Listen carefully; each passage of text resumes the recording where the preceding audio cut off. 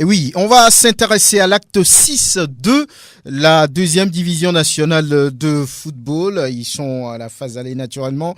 Et l'un des matchs les plus attendus de cette sixième journée là-bas dans la zone sud, c'est bien Tambo Koto Football Club, Tambo de Dacha Koto Football Club de Moretan. C'est deux nouveaux venus. En attendant, on va saluer Jean-Louis Koudionou, vous le connaissez, technicien de football. Bonne arrivée. Merci Franck, merci aux fidèles auditeurs. Depuis là, je ne suis pas arrivé en studio. Je leur dis bonne heureuse année et beaucoup de courage et surtout n'arrêtez pas de nous apporter vos corrections, vos remarques, vos remontrances pour qu'on puisse s'assagir dans ces émissions-là. En tout cas, c'est la première fois qu'on se retrouve cette nouvelle année et on vous renvoie les mêmes vœux, une année fructueuse, une année de bonheur, paix du cœur et puis voilà, lumière et amour. Merci, c'est réciproque. Voilà. Merci. Alors, on parlait de ce match-là, Tambo de Dacha, Koto Football Club de Moretan. C'est deux nouveaux venus, on va dire, dans l'arène de la deuxième division nationale. On va voir ce qu'annonce une telle rencontre avec Grégoire Attignon. Cette affiche entre Tambo de Dacha et Koto FC de Moretan constitue aussi un derby sur plusieurs plans. Derby des plateaux et aussi un duel entre deux honorables, Ametodi Yaovi Michel du côté de Tambo et Akoda Kofi Joseph Tiko chez Koto FC. Sur le papier, les chances semblent être égales au vu du classement des deux équipes. La formation de Logou et celle de l'Est Mono sont au coude à coude, respectivement 5e et 6e, mais avec le même nombre de points 6. Voilà que sur le terrain, l'avantage semble être au bénéfice du club de Dacha qui a réussi à prendre le dessus sur Koto la saison dernière en Détroit. Les poulains du coach Kossi Paritonou Soudje vont chercher alors à mettre à profit cet avantage psychologique. Pouli Aklieso, Adjalimba Samlapa, le buteur Djadjou Komivi Albert et surtout Sivagnon Yawalias Messi ne vont sans doute pas laisser passer cette occasion de signer la deuxième victoire dans ce championnat. La deuxième victoire, c'est ce que cherchent également les joueurs de Youssif Rachid. Koto FC, qui est plus à l'aise à l'extérieur, va chercher à rester dans cette logique. Mais pour le faire, il va falloir que Tidjani Raman, Omon Lewa Oluwafemi, Belko Mamassani et les autres soient beaucoup plus solides et plus lucides devant le but. Le rendez-vous est tout de même pris ce dimanche à Talo.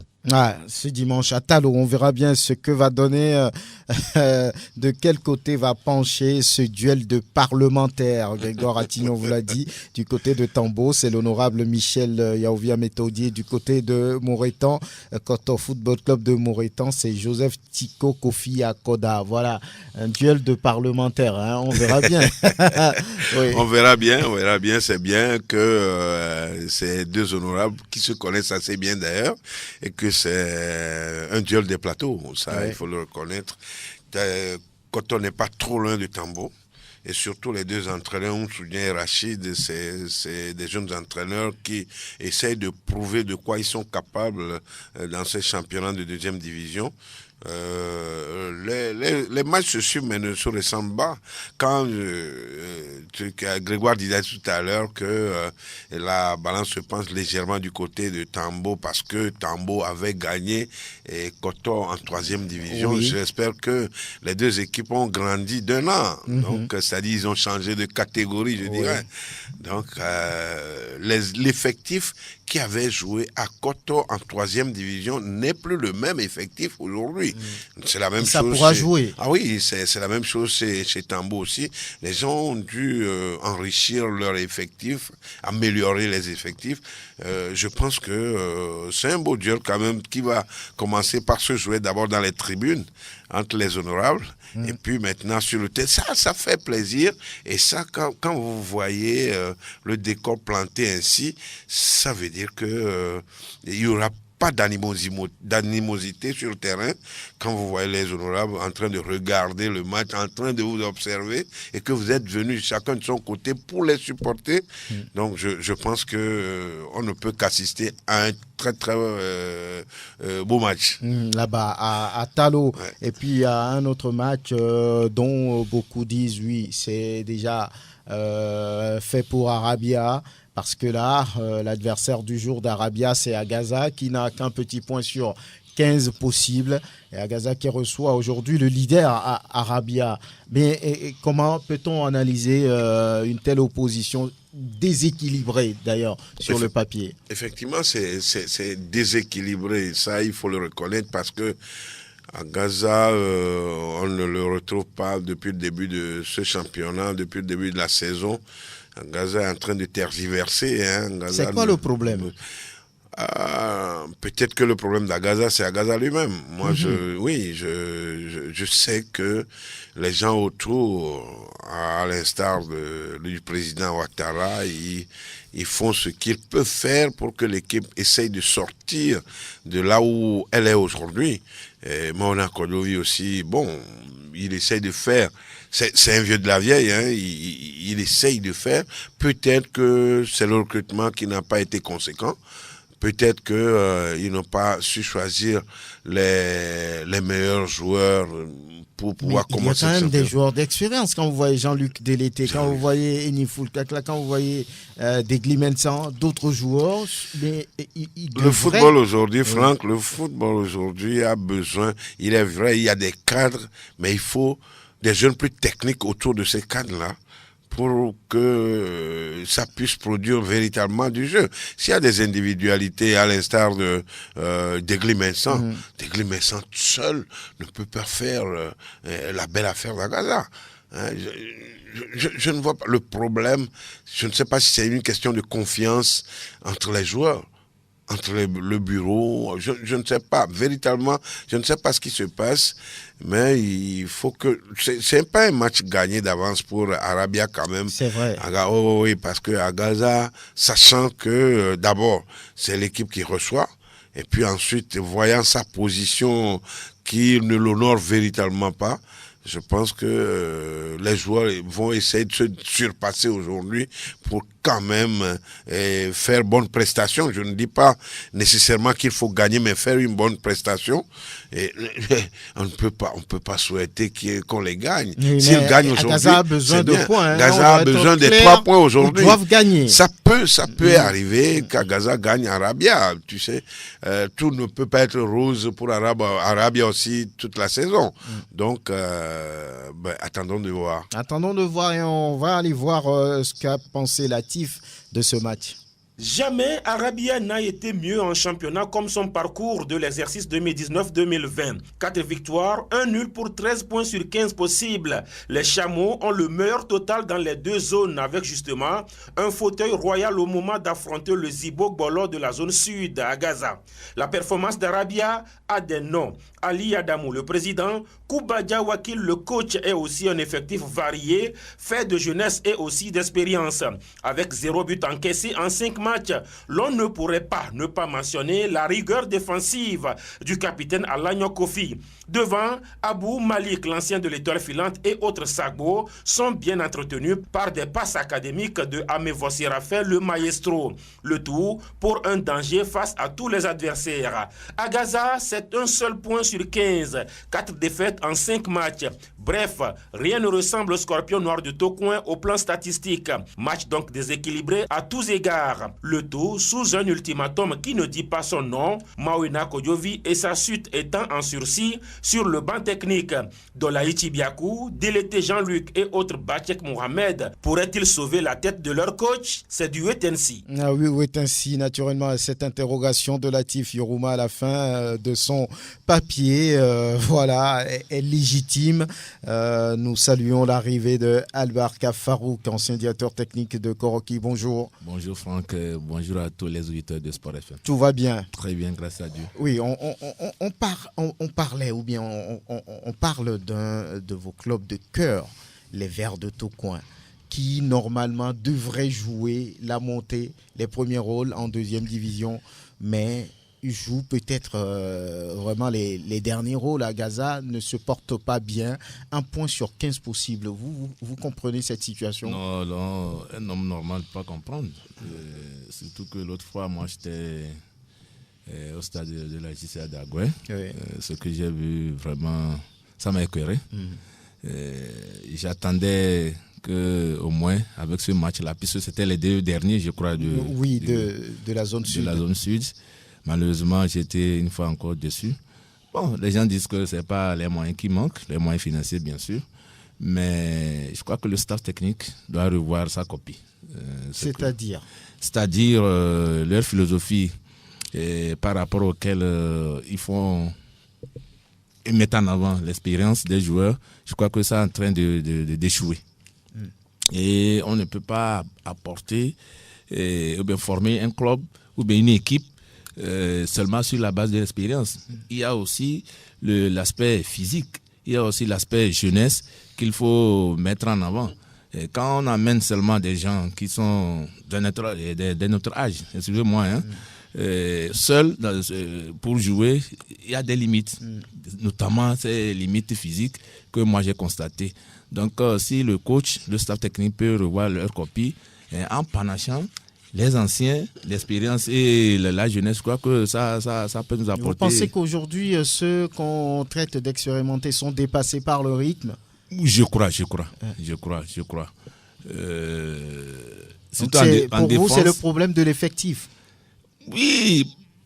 Je ne connais pas l'étendue de l'effectif actuel d'Agaza. Oui. Mais par rapport à ce que j'ai vu, sincèrement, s'il faut faire des recrutements, je crois que ça vaut la peine. Alors aujourd'hui, Kodjovi Mawena a dit dans l'une de ses réactions, oui, si on veut que je parte, je partirai. Qu'est-ce que ça veut dire? De toute façon, est-ce qu'il se reproche quelque chose? Non, c'est parce qu'il a confiance en ce qu'il fait.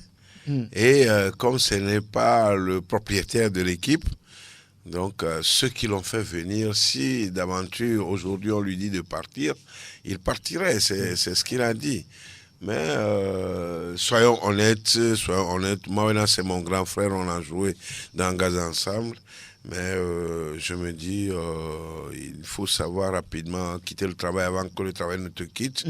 Mais il faut que Mawena même essaye de faire une remise en cause. C'est pas parce qu'il travaille mal, mais je pense, moi à mon humble avis, en début de saison, je pensais que Mawena serait derrière les entraîneurs qu'on va recruter pour l'équipe, peut-être servir de conseiller technique. Moi, c'est le rôle que je lui avais souhaité en début de saison, mais malheureusement ou heureusement, c'est lui qui est l'entraîneur qu'on a nommé entraîneur titulaire de nouveau. Et quand ça ne marche pas, il faut faire une remise en cause et puis essayer de passer à autre chose. Je pense que si... c'est un souhait pour moi qu'à Gaza, parce que c'est à Gaza c'est mon équipe. Ça, quoi qu'on dise, je suis à Gaza, je demeure à Gaza. Le sang vert aussi. Oui, un entraîneur qui s'exprime ainsi, Albarka Farouk, si on veut que je quitte le navire, je partirai. Qu'est-ce que ça signifie? Non, ça veut dire qu'il est à bout, je crois. Est-ce que c'est difficile aujourd'hui pour les dirigeants d'Agaza ou bien Amadou Ouattara de dire à Kodjovi Mawena, je ne vous fais plus confiance? Voilà. Et c'est ça le problème. Il ne peut pas le dire. Bon, je pense parce que c'est un homme de la maison. De la maison, justement. C'est un homme de la maison. Et je crois maintenant aussi, quelque part, pense qu'il est de la maison et que ce n'est pas facile de le déguerpir. Il met la pression sur les dirigeants? Je crois en quelque sorte. Mais ce n'est pas là la question. C'est-à-dire que, comme l'a dit M. Koudjonou, c'est à Mawena même de faire son autocritique. Voir ce que j'avais souhaité, ce qu'on a souhaité de moi. Est-ce que je suis parvenu à cela? C'est très simple. Pour le moment, non. Pour le moment, non. Et Agaza risque d'aller en 3e division. Et si c'est sous Mawena, ça, c'est clair, ça va être une mauvaise publicité pour lui. Parce que c'est un entraîneur de référence, en tout cas. Prosper Agboklou, bonjour. Oui, bonjour Franck, bonjour à tous. Tout va bien? Merci. Vous êtes vert aussi? Non. Bon. J'aime les verts. Mais vous n'avez pas le sang vert, comme Jean-Louis Kodjonou et Albarka Farouk. Oui, Agaza vit des moments compliqués. Mais ça étonne tout le monde avec les joueurs. Enifoul qui a fait un tour en équipe nationale A, Degli Mensan, les Jean-Luc Télété, tout ça. Mais ça ne marche pas. Un petit point sur 15 possible. C'est dommage. Vous savez, les grandes équipes ne meurent pas. Quand on parle de grandes équipes au Togo dans les années 80, c'est Semassi à Gaza.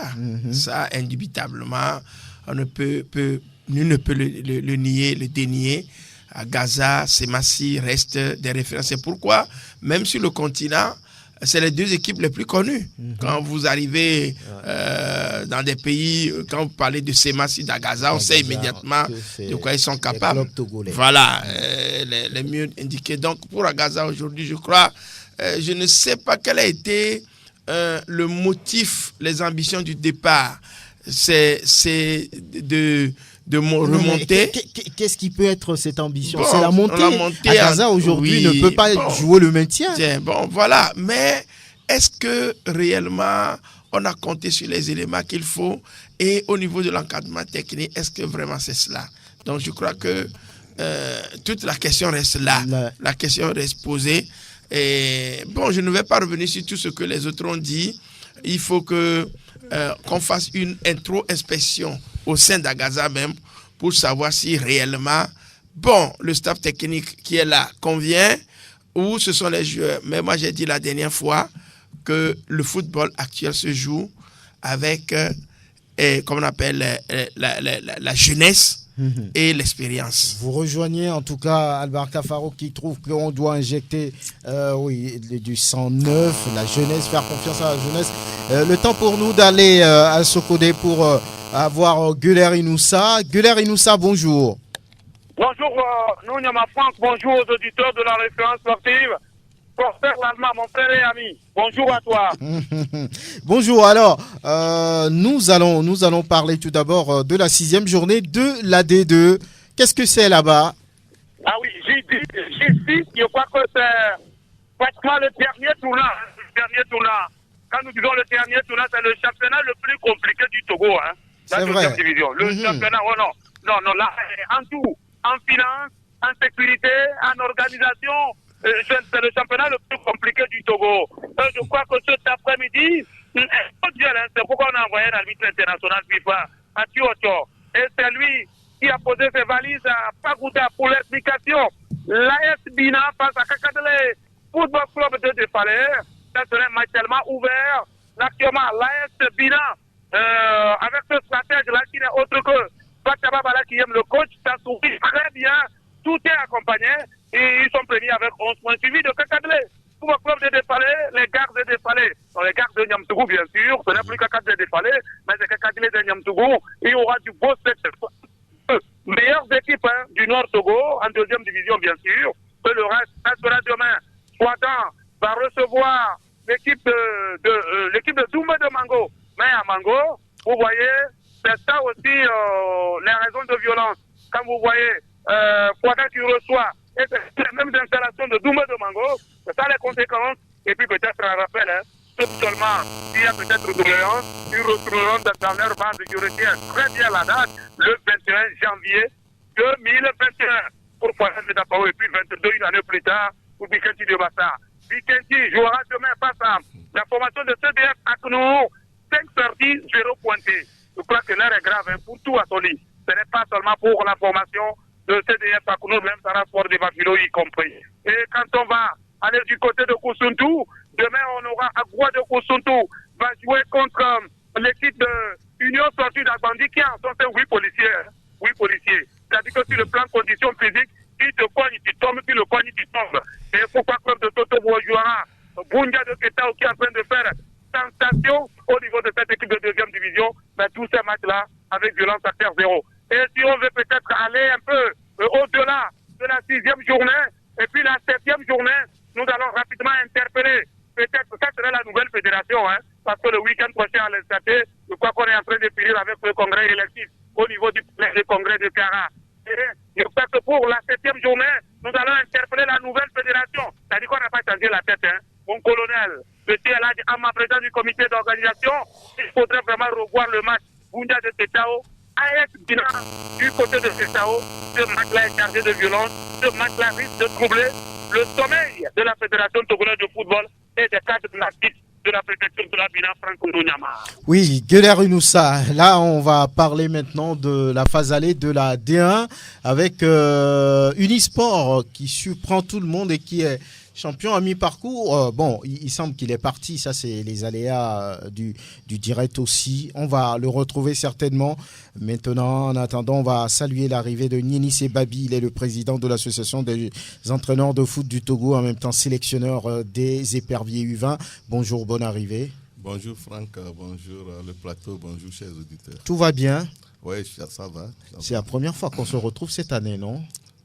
Ou bien là... Il était là la semaine dernière, non? Non, je pas la pense semaine dernière. Oui, c'est la première je crois que fois. c'est la première fois. Oui. Meilleur vœu, hein. On revient. On va retrouver Guler Inoussa. Guler? Oui, Franck Nounyama. Oui, vous avez perdu le contrôle, mais vous revenez. Alors, on parle maintenant de la D1 avec la fin de la phase aller Unisport, champion à mi-parcours. Qu'est-ce que les gens ont dit là-bas? Ah oui, je crois que les stars de l'état-major de Kouloundé sont en train de faire sensation. Vous savez, le football, tout n'est une question d'organisation.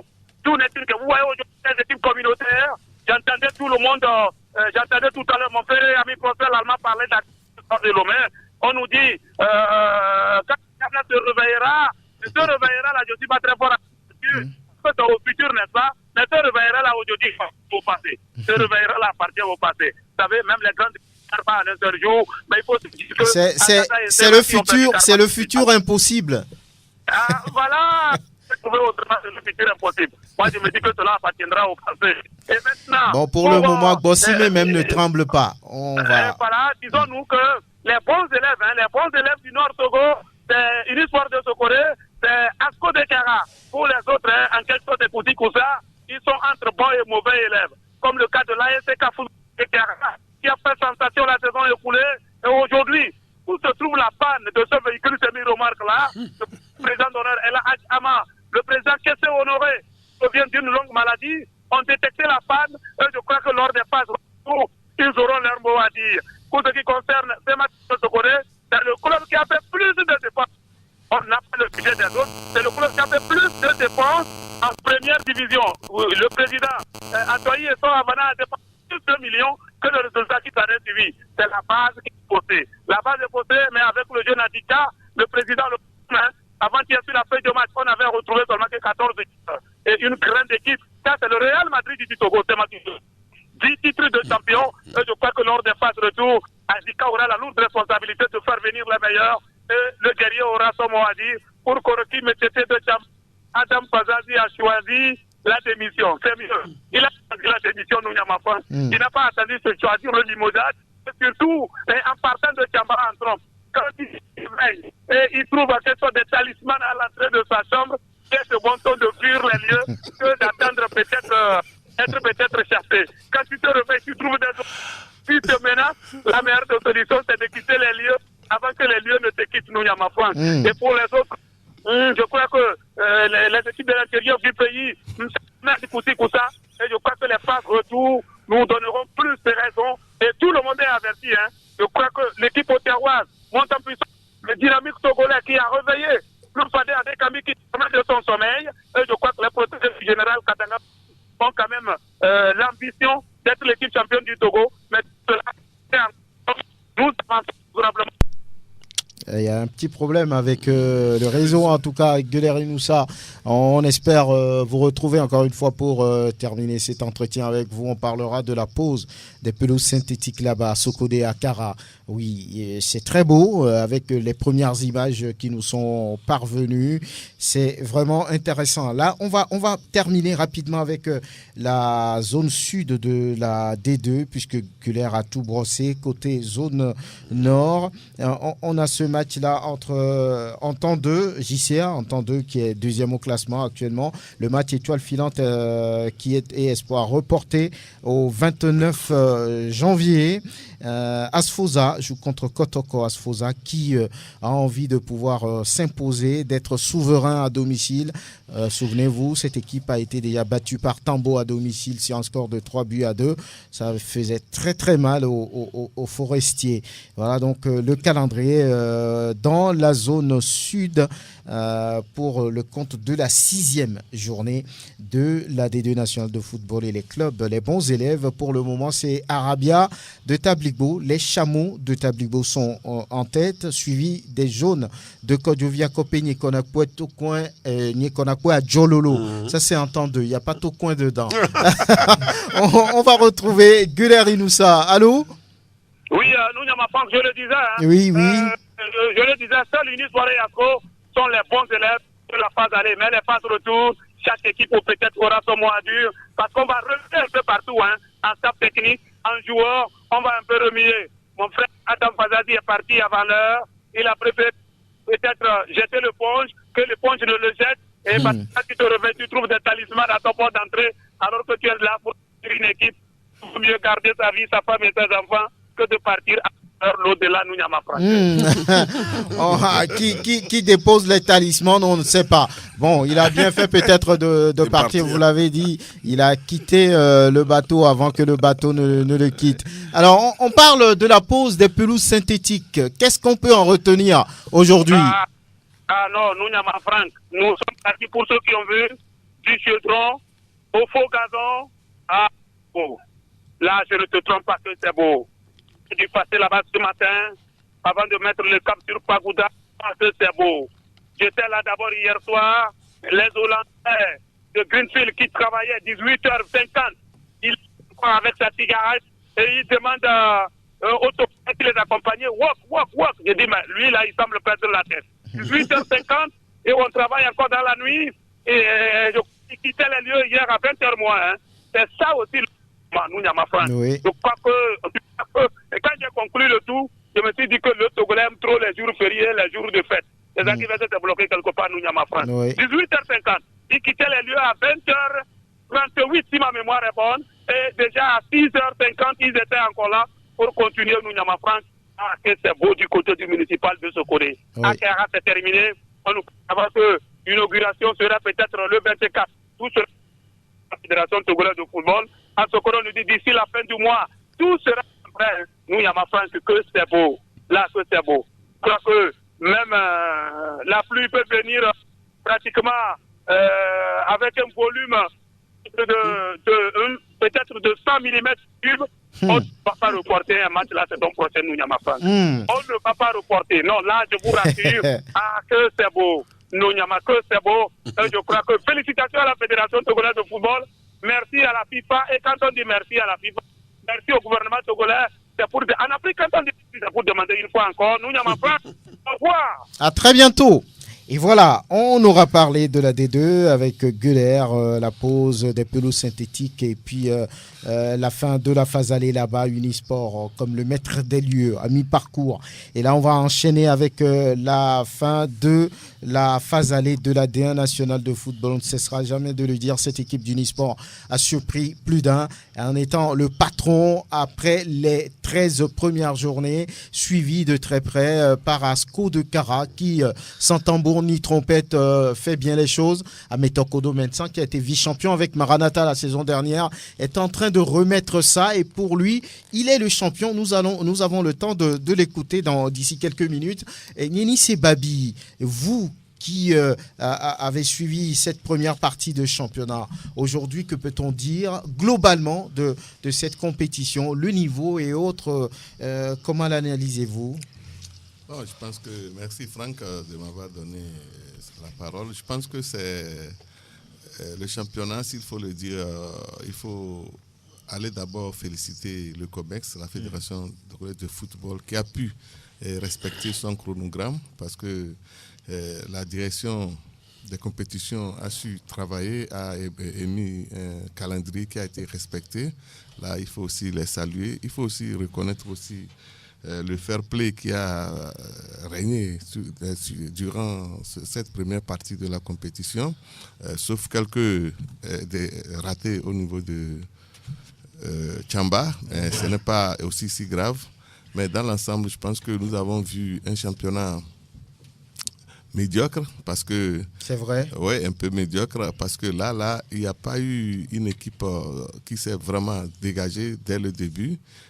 Sauf que c'est Unisport qui a un peu surpris les gens parce que venant de la D2, mais après, les grandes équipes ont tardé à vraiment se faire illustrer. Et qui appelez-vous grande équipe? Oui, les grandes équipes qui sont... Parlez de Dito? Non, Dito, Semassi et puis ACK, voilà, qui ont... As-Auter, bien sûr, qui ont tardé pour prendre le chemin de la bonne performance. Mais au-delà de tout ça, là, nous avons vu que ce championnat n'a pas vraiment encore emballé les équipes. Je pense que la phase retour serait mieux engagée que ce que nous avons vu en première partie de la phase aller. Vous pensez? Oui, je pense. Oui. Albar Kafarou, oui. Vous n'êtes pas peut-être étonné par le parcours d'Unisport, parce qu'il semble qu'il y a un président qui aime la chose, qui est derrière l'équipe. Il y a pas un effectif extraordinaire, mais des joueurs de devoir, ce qui permet aujourd'hui à Unisport d'être le patron après les 13 premières journées.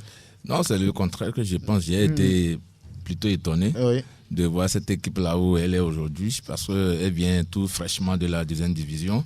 Et moi, je ne croyais pas à cette performance. Mais il a fallu que je regardasse un match à l'état-major pour que je puisse me rendre compte de l'efficacité de cette équipe. Le jour où cette équipe a battu Dito à l'état-major, ça fait très mal. Hein? D'une très belle manière. Donc aujourd'hui, ce n'est plus une surprise. Si les anciens clubs, les clubs les plus huppés comme Saint-Massi, ACK veulent damer le pion à cette équipe-là, je crois que pour la 2e phase, il va falloir carburer dur. Voilà. Il va falloir carburer dur. Prosper Agboklou. Et aujourd'hui, quand vous comparez quand vous comparez Unisport et ASCO, il n'y a pas une grosse différence. Hein. C'est des clubs qui ne parlent pas beaucoup, mais font le travail. Oui. Parlant de Unisport, vous savez, tout ce qui est entouré, son retour en première division. Mais arrivé, je crois que cette équipe a prouvé que tout le mal qu'on pouvait penser d'elle, qu'elle a effacé, qu'elle a tout simplement fait oublier le problème avec Agoua dont on parlait sous peu. Cette équipe a fait oublier carrément cela en donnant la pleine mesure de ses moyens et prouver que toutes celles qui sont là, je voudrais parler des équipes, ont quand même un concurrent assez sérieux. Si elles cherchent à revenir, elle est arrivée et elle a prouvé sur l'ensemble. Moi, j'ai fait la statistique de cette équipe qui a été l'équipe qui a gagné le plus de matchs à l'extérieur. Elle a eu 3 victoires sur qu'on appelle les 6 matchs, plutôt 7 matchs qu'il doit jouer à l'extérieur. Elle a fait 3 victoires. Donc, ce qui veut dire que elle a fait une seule défaite. C'était contre Bolesou. Et là, elle a eu le plus grand ratio de points rapportés à l'extérieur, mieux que toutes les équipes. Donc, vous avez vu, on aura quand même dit que c'est une équipe qui a travaillé dans l'ombre et qui, aujourd'hui, prouve qu'elle a donc suffisamment donc d'arguments à faire valoir, et elle est en train de le faire. Donc, maintenant, c'est aux autres équipes. Moi, je ne dirais pas que c'est parce que les autres ont été faibles en tant que telles, mais c'est une équipe qui avait déjà fait sa prévision et elle a mis les éléments qu'il faut pour pouvoir arriver là où elle est. Donc, c'est déjà imaginé, planifié que nous devons faire. Et tout est arrivé un peu dans le silence. Bon, aujourd'hui, ils ont montré quand même de quoi ils sont capables, et ils méritent leur place en ce moment où nous parlons, être premiers et de dominer toute la première division. Oui, Jean-Louis Kodjonou, aujourd'hui, lorsqu'on parle de ASCO de Kara, ASCO qui fait partie des équipes les plus régulières de cette première partie de championnat. Une seule défaite, et c'est rien. Cette équipe a été battue, si je ne me trompe, à Néo. Voilà, une seule défaite, ce qui permet aujourd'hui à cette équipe d'être... C'est plutôt Ange. C'est lui qui l'a battu. Voilà, c'est Ange qui a défait cette équipe d'ASCO de Carole. C'est la seule défaite d'ailleurs, pas de gros moyens, mais cette équipe fait le boulot. Et pour son entraîneur, il n'y a rien à dire, c'est lui qui est champion. On va l'écouter d'ailleurs, analyser ce parcours d'ASCO. Ametogoro travaille dans la modestie, ça il faut le reconnaître, il est simple, il Oui, allez-y. Il ne complique rien au niveau de son travail. Même au niveau de ses interventions, tu sens qu'il y a une certaine sobriété dans ses déclarations. D'accord. L'équipe là. Coach, on revient vers vous. On va prendre Grégoire Attignon qui est du côté quelque part dans la ville pour l'AG de Caïman AF. Grégoire Attignon, bonjour.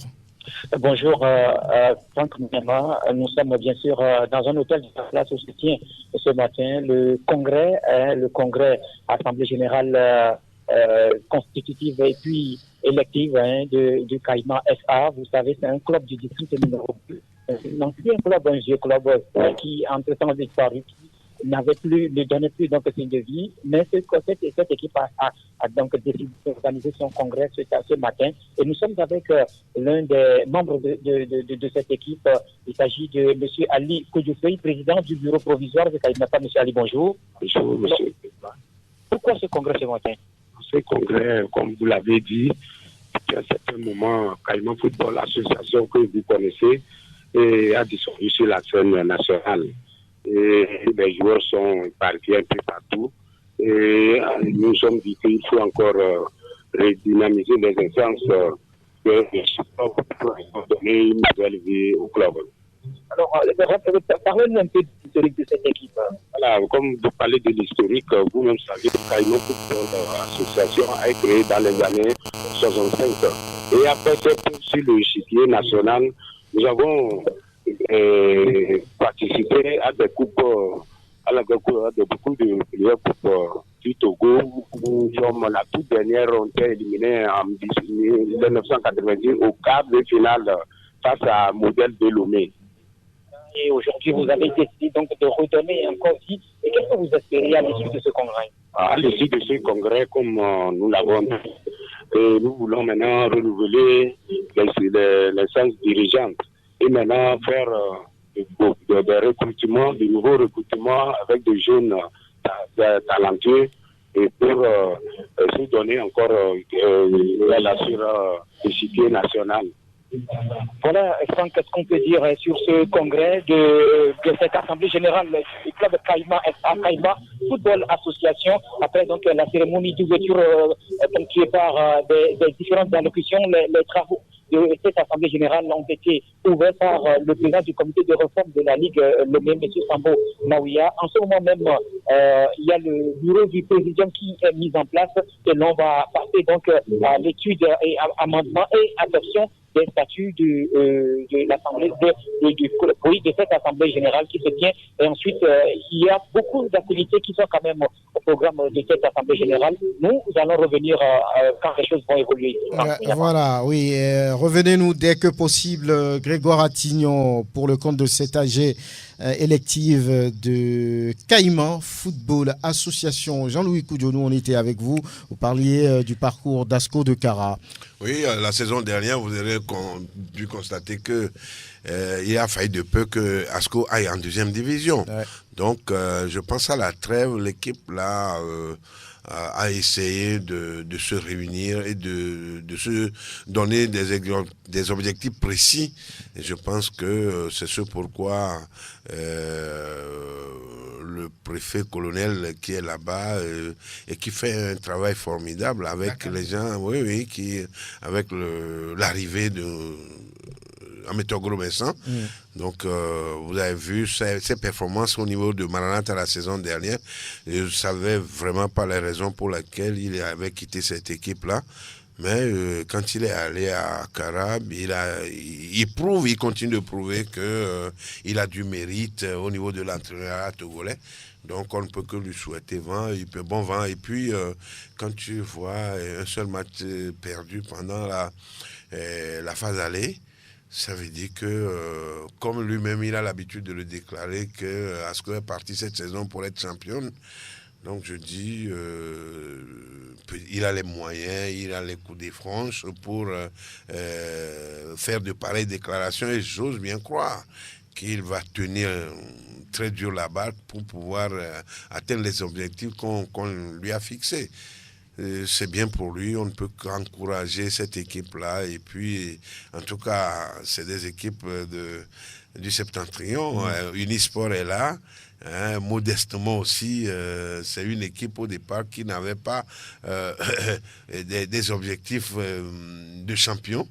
Mais les moyens dont dispose le président de cette équipe-là et puis les joueurs de cette équipe-là ont toujours été de cœur. Même la saison dernière, ceux qui n'étaient pas les joueurs, qui n'étaient pas dans Unisport en deuxième division, ils sont tous rentrés à la maison pour pouvoir pousser cette équipe-là à se maintenir, pour pouvoir réfléchir à autre chose là, dans la saison prochaine. Mais alors, ils se sont mis des épines dans les pieds, ils sont obligés de marcher avec ces épines, sinon, moi j'ai un peu peur pour la phase retour quand même. On va y arriver. D'accord. On va y arriver. Ibrahim Abdelkader, bonjour, bonne arrivée. Bonjour Franck. Bonjour. Tout va bien. Tout va bien. Mais qu'est-ce qui se passe avec Gomido? C'est pour me provoquer ce matin. Non, mais la réalité, elle est là. Gomido est dans les profondeurs du classement. Ou bien est-ce que je dis autre chose? Je n'invente rien. Vous n'inventez rien. Franchement, moi aussi, je ne comprends absolument rien. Et j'ai crié, Gomido, mais ça. Vous avez eu la voix cassée. Ça n'a rien changé. Ça n'a rien changé. Vous pensez que c'est l'effectif ou c'est le staff technique? Qu'est-ce qui se passe concrètement? Je vois que c'est l'effectif maintenant. C'est vrai? Il faut renforcer certains compartiments parce que le milieu, ça ne va pas. L'attaque aussi, ça ne va pas. Donc, dans ces conditions, on ne peut jamais faire un bon championnat. Est-ce que Gomido n'a pas raté son début de saison? Même avant le début, Gomido a raté, on va dire, sa pré-saison, les recrutements. On a traîné avant de faire revenir, d'installer le nouveau président. Tout cela, ça ne ressemble pas à un club qui est vice-champion du Togo il y a pas longtemps. Surtout, on a laissé partir certains joueurs majeurs qui avaient joué un rôle très important dans l'effectif. Je ne sais pas pourquoi on n'a pas pu retenir ces joueurs-là. Et ce que vous dites encore, c'est vrai. Et on a tardé à installer le nouveau président, un président qui est lui à Châteauroux, il travaille, il ne connaît pas les réalités. Et on ne peut pas diriger une équipe à distance. On a vu qu'il y a certaines choses qui se passent derrière lui. Les gens parlent, mais on passe seulement dans la bouche. Et il faut des gens qui connaissent le football. Il ne s'agit pas de dire que je suis tel, je suis un journaliste, je connais. Non. Il faut des gens qui connaissent le football. Laissez le football aux connaisseurs et puis les choses vont évoluer. C'est le problème de Gomido. Voilà, il faut refaire l'effectif, revoir tout au sein de Gomido. Moi, au premier abord même, je disais que ce n'est pas un problème de coaching. Je l'avais toujours dit, mais ils ont changé le coach. Peut-être que c'est eux qui sont à Palimé, ils savent ce qu'ils font. Maintenant, qu'est-ce qu'il faut faire? Donner les moyens, laisser les gens travailler, chercher des bons joueurs. Moi, je disais que le problème le football maintenant est devenu une affaire de business. Et dans les années passées, je vous disais que les joueurs de Gomido sont les gens de Gomido. Ils sont à Palimé, ils vivent dans leur famille et on ne prend pas grand-chose pour les primes de match, mais on joue avec le cœur. Certes, le football maintenant, c'est du business. Vous avez fait venir les enfants, mais il faut les satisfaire. À défaut de ça, il faut chercher des joueurs à Palimé, les former. Ils sont là? Je vous dis qu'ils sont là. C'est vrai. Il y a certaines... C'est-à-dire, moi, j'ai fait Palimé, je suis né à Palimé, j'ai grandi à Palimé, je connais la réalité de Palimé. Dans les CJ, par exemple, moi, j'ai fait le CJ 32 où il y avait une pépinière. Est-ce que c'est la même chose aujourd'hui? Voilà. C'est pas forcément la même situation. Voilà. Mais ce qui est important, Gomido doit pouvoir réagir, sinon l'équipe tape à la porte de la deuxième division avec ce classement. Mais Franck, on n'ira pas en deuxième division. C'est vrai. Non, tout sauf ça. Ah, ok, on verra bien. on verra, oui. On va parler maintenant du champion en titre, la SCK, qui également traîne un peu les pieds. Nini Babi, vous connaissez cette équipe-là, mais qu'est-ce qui se passe?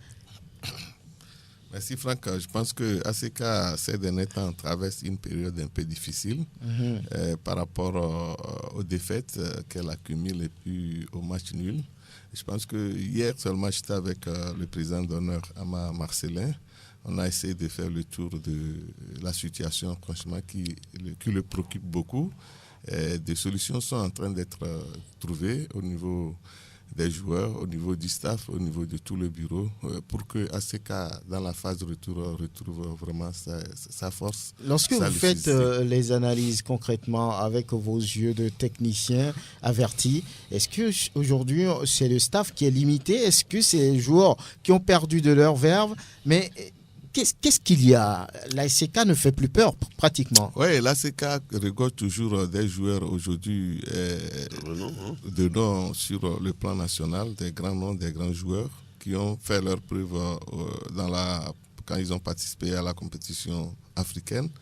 Et quand vous allez voir, ils retiennent 7 joueurs dans l'équipe nationale A. Donc ça veut dire que le statut des joueurs est là. Maintenant, est-ce que l'injection, ça marche? Est-ce qu'au niveau de l'organisation, c'était comme ça par l'année passée? Est-ce que ces joueurs-là sont mis dans leur poste pour pouvoir jouer? Est-ce que ces joueurs-là jouent régulièrement? Donc, c'est des questions qu'il faut se poser. Et on a essayé de faire le tour de tout ça là. Je pense que ACK a reconnu vraiment sa baisse de régime, sa méforme dans ces derniers temps. Mais rien n'est encore tard pour cette équipe qui aspire toujours à rééditer son titre l'année prochaine, cette année. En tout cas, on verra parce que les prestations de l'ASK étonnent plus d'un maintenant. Le club qui, à la fin même de la phase aller, n'est plus dans le top 5, c'est un peu compliqué pour les chauffeurs de la COSA. Peut-être qu'ils ont perdu leur permis, on ne sait pas. On verra bien. Même si on a perdu le permis, la pratique, la tenue du volant. Je viens à vous, Prosper, dans quelques instants. On a promis l'élément de Ameto Kodo qui, à la fin de la 13e journée, trouve que c'est les Kondana qui sont champions. Vous savez, le football, c'est comme ça. Au début, tout le monde ne pensait pas à une équipe. Mais moi, je leur ai dit d'attendre. Le football, il faut un temps pour former une équipe. Maintenant, la mayonnaise a appris maintenant. Aujourd'hui, si vraiment on est champion aujourd'hui. Moi, je dis on est champion aujourd'hui. À l'intersaison, c'est Asco qui est champion. Ah voilà, lui trouve qu'il est champion sur le classement de la rédaction de Sport FM, c'est plutôt Unisport qui est champion à mi-parcours. Mais il dit qu'il est champion, on ne sait pas trop pourquoi, peut-être que il parle globalement, Asco va être peut-être champion à la fin de la saison, qui sait. Ameto Kodo Mensan, à l'instant Prosper, vous vouliez réagir? Non, c'est au niveau de la CK, je crois que il est temps qu'on sorte un peu donc, de la dynamique de la compétition africaine. Moi, je crois que le staff, comme M. Nieni vient de le dire, technique, a plusieurs soucis. Ça, il faut quand même l'avouer. Quels sont-ils, ces soucis? Pour moi, l'entraîneur Kassim Gouiazou reste... C'était au départ un entraîneur adjoint.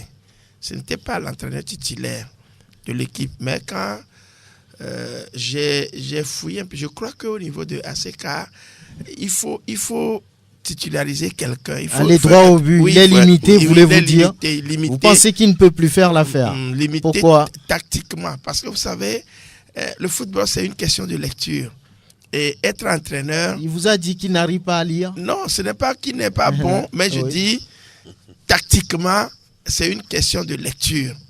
Quand vous menez et après vous perdez 3-1, quelque part, c'est qu'il y a eu un réglage de l'autre côté que vous n'avez pas su peut-être apprécier et valoriser. Donc je crois qu'au niveau de Kassim, je l'aime bien, il a fait ce qu'il peut. On ne peut jamais jeter donc de porte sur lui. Il fait ses efforts, mais je crois qu'il faut quelqu'un maintenant pour pouvoir mener cette barque-là. Et comme il reste l'entraîneur adjoint de la CK, je ne sais pas si... Pour vous, ce poste lui convient. Oui, je ne sais pas si au niveau de la CK, on a modifié les choses, qu'il devienne l'entraîneur, mais je crois qu'on a besoin d'un entraîneur titulaire à la CK pour pouvoir remettre la machine vraiment en branle. Aristide Covidien, bonjour. Bonjour Franck Nounyama, bonjour à tous. Oui, pour Prosper Agboklou, Kassim Gouiazou est un peu limité et il doit peut-être se contenter de son rôle d'entraîneur en second. Vous voyez aussi les choses comme ça?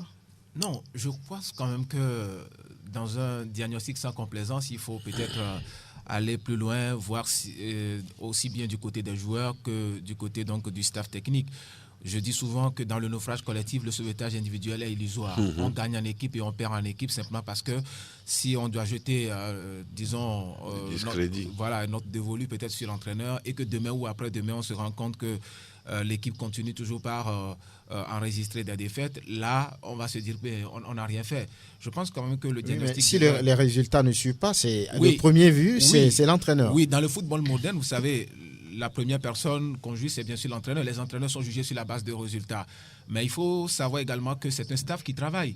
Mais aussi, il faut avoir des joueurs. Maintenant, moi, pour avoir vu déjà l'ASK de Kara évoluer aussi bien en Ligue des Champions qu'en Coupe de la Confédération, je pense quand même que c'est une équipe qui regorge beaucoup de talents. Une équipe, c'est bien sûr des talents individuels, mais aussi un talent collectif.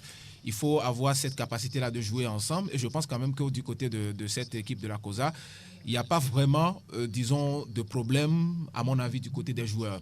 Quand vous prenez individuellement des joueurs comme Ouro Agbandiala dans la défense, vous prenez des joueurs comme Bodé, Abdoul Sabou. C'est vrai que quand vous prenez ces gens des latéraux comme ces deux joueurs que je viens de citer, la première ou le premier reflet donc, de ces joueurs doit être le fait de centrer. Mais on a vu qu'en Coupe africaine, ils avaient beaucoup plus de difficultés. Mais en championnat, on a vu que ça a été corrigé. Ça veut dire tout simplement que le staff technique a appris des leçons de tout ce qui s'est passé tout au long de cette Coupe africaine. Au-delà de ça, je pense quand même que par moment, on utilise le gardien de but, l'ancien gardien de Koroki. Je voudrais parler de Soumano Fadil. Et par moment, on utilise John Onoble, l'ancien gardien de Kotoko de l'Avier. Je pense quand même que c'est déjà une très bonne chose. Parce que dans une équipe où lorsque vous avez des gardiens, un numéro 1 et un numéro 2, cela les met en confiance et vous ne serez pas surpris. Et individuellement, quand nous analysons depuis, vous ne m'avez pas dit le problème de la SK. Hein. Oui, mais il faut toujours analyser. Oui, vous ne m'avez pas dit. Alors, il ne faut pas tirer tout de suite une conclusion pour dire que c'est l'entraîneur qu'il faut renvoyer ou c'est les joueurs qui ne sont pas bons. Je fais cette analyse pour faire comprendre aux uns aux autres. Pour vous, qu'est-ce qui est le problème? Le problème, à mon avis, tel que je suis en train de le dire, c'est peut-être par rapport aux adversaires. Peut-être que la STK a gagné des matchs au moment où forcément cette équipe a dominé des équipes qui n'étaient pas forcément en forme. Vous savez que vers la fin du championnat, chaque équipe cherchait du point. Et d'ailleurs, toutes les équipes du championnat attendent, à mon avis, de pied ferme cette équipe de Kara. Regardez, par exemple, la saison dernière. C'était un règne sans partage des chauffeurs de la COSA. Ils ont été champions, ils ont gagné la coupe, la Super Coupe du Togo, ils ont gagné la Coupe de l'Indépendance. Et donc, c'est une équipe qui est très attendue. Tout le monde veut faire comme la SK. Et dans ces conditions, il faut s'attendre forcément à voir des équipes qui doivent jouer de la même façon. Les adversaires de la SK sont plus durs maintenant. Non, pas si... Enfin, c'est une question d'état d'esprit. C'est-à-dire... Les équipes ont vu jouer la SK. Les équipes ont vu ce que la SK a fait. Ils sont préparés en conséquence. Tout le monde veut faire comme la SK. Et donc, dans ces conditions, il faut savoir simplement que ça va être un peu dur. Oui. Mais moi, connaissant les joueurs, je pense quand même que, comme l'a si bien dit un président de cette République, un coup isolé n'arrête jamais. Très bien. Ça peut arriver. Et pour chuter sur cette question, je pense quand même qu'il faut toujours, disons, construire une équipe dans la durée.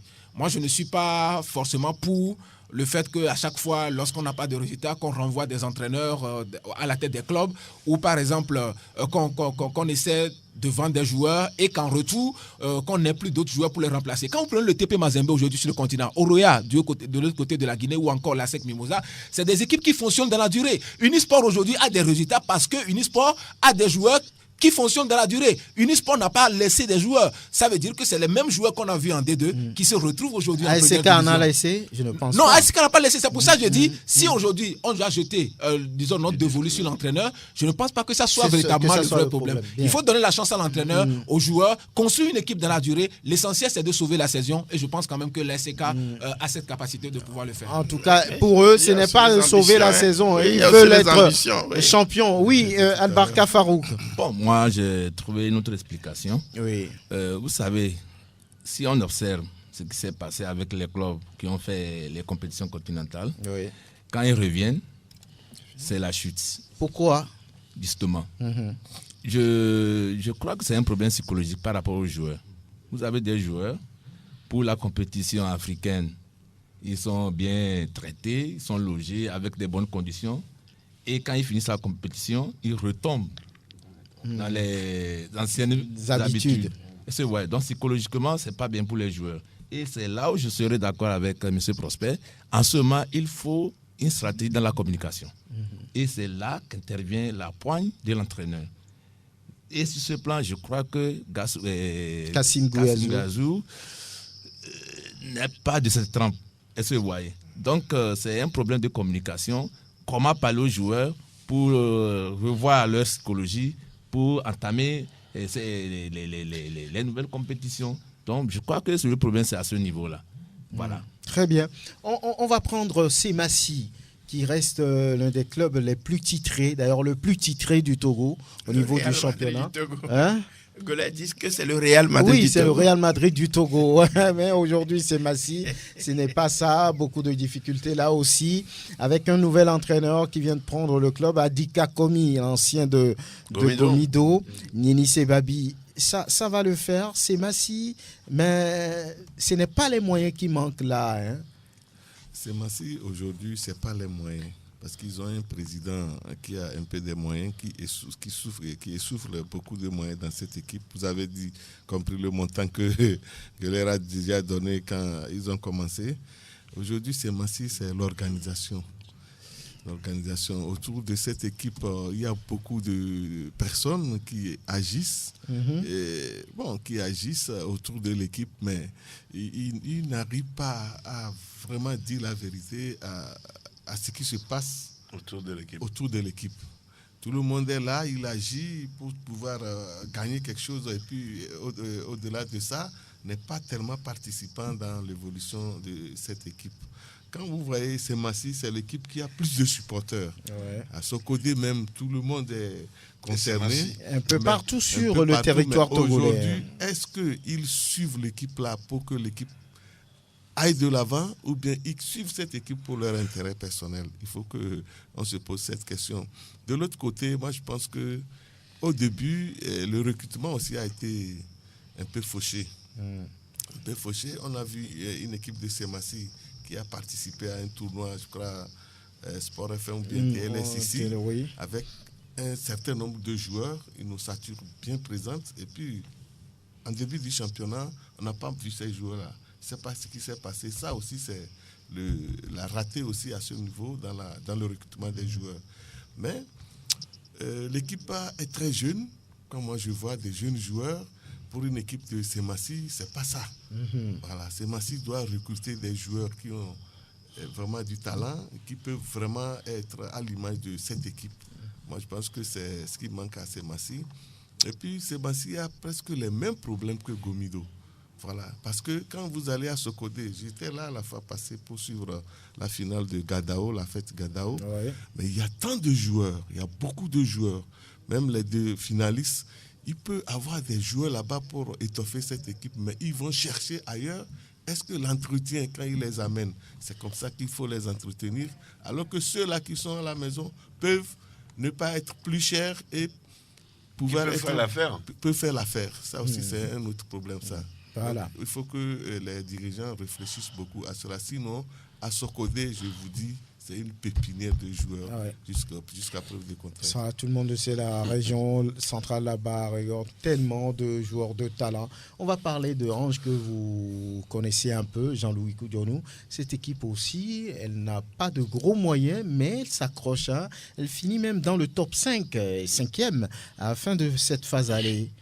Ben oui, il faut dire véritablement que quand tu regardes cet effectif, le nouvel effectif de Ange de Montagne de la saison, il y a peut-être 2 anciens joueurs de la saison dernière qui n'étaient pas habituellement dans l'équipe, mais qui sont restés. Le reste, l'effectif est parti complètement.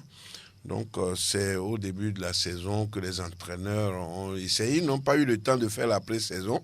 parce qu'il y avait eu beaucoup de problèmes là-bas. Et les présidents, ils sont un peu dans la politique. C'était un peu compliqué de faire les communales et de donner les moyens aux entraîneurs de faire le travail derrière eux. C'est un peu compliqué ça.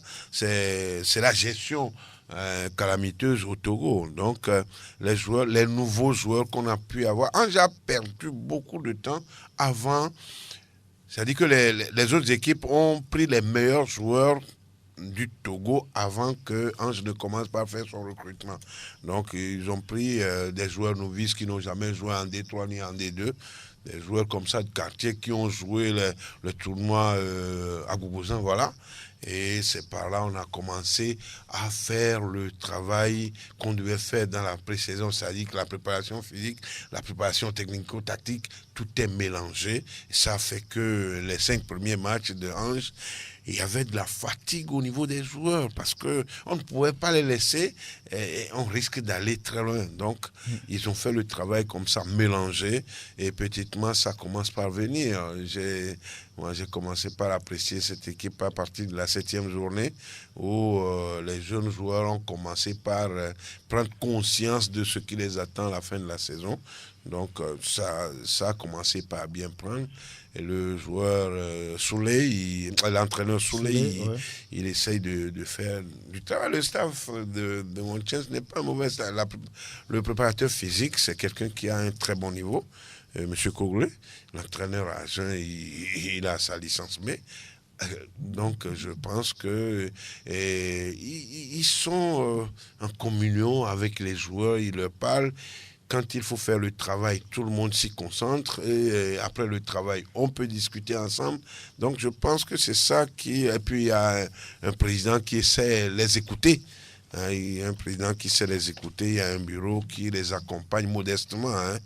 Donc, il n'y a pas gros moyens, comme vous l'avez dit. Ils n'ont pas gros moyens. Mais on fait avec les moyens de bord.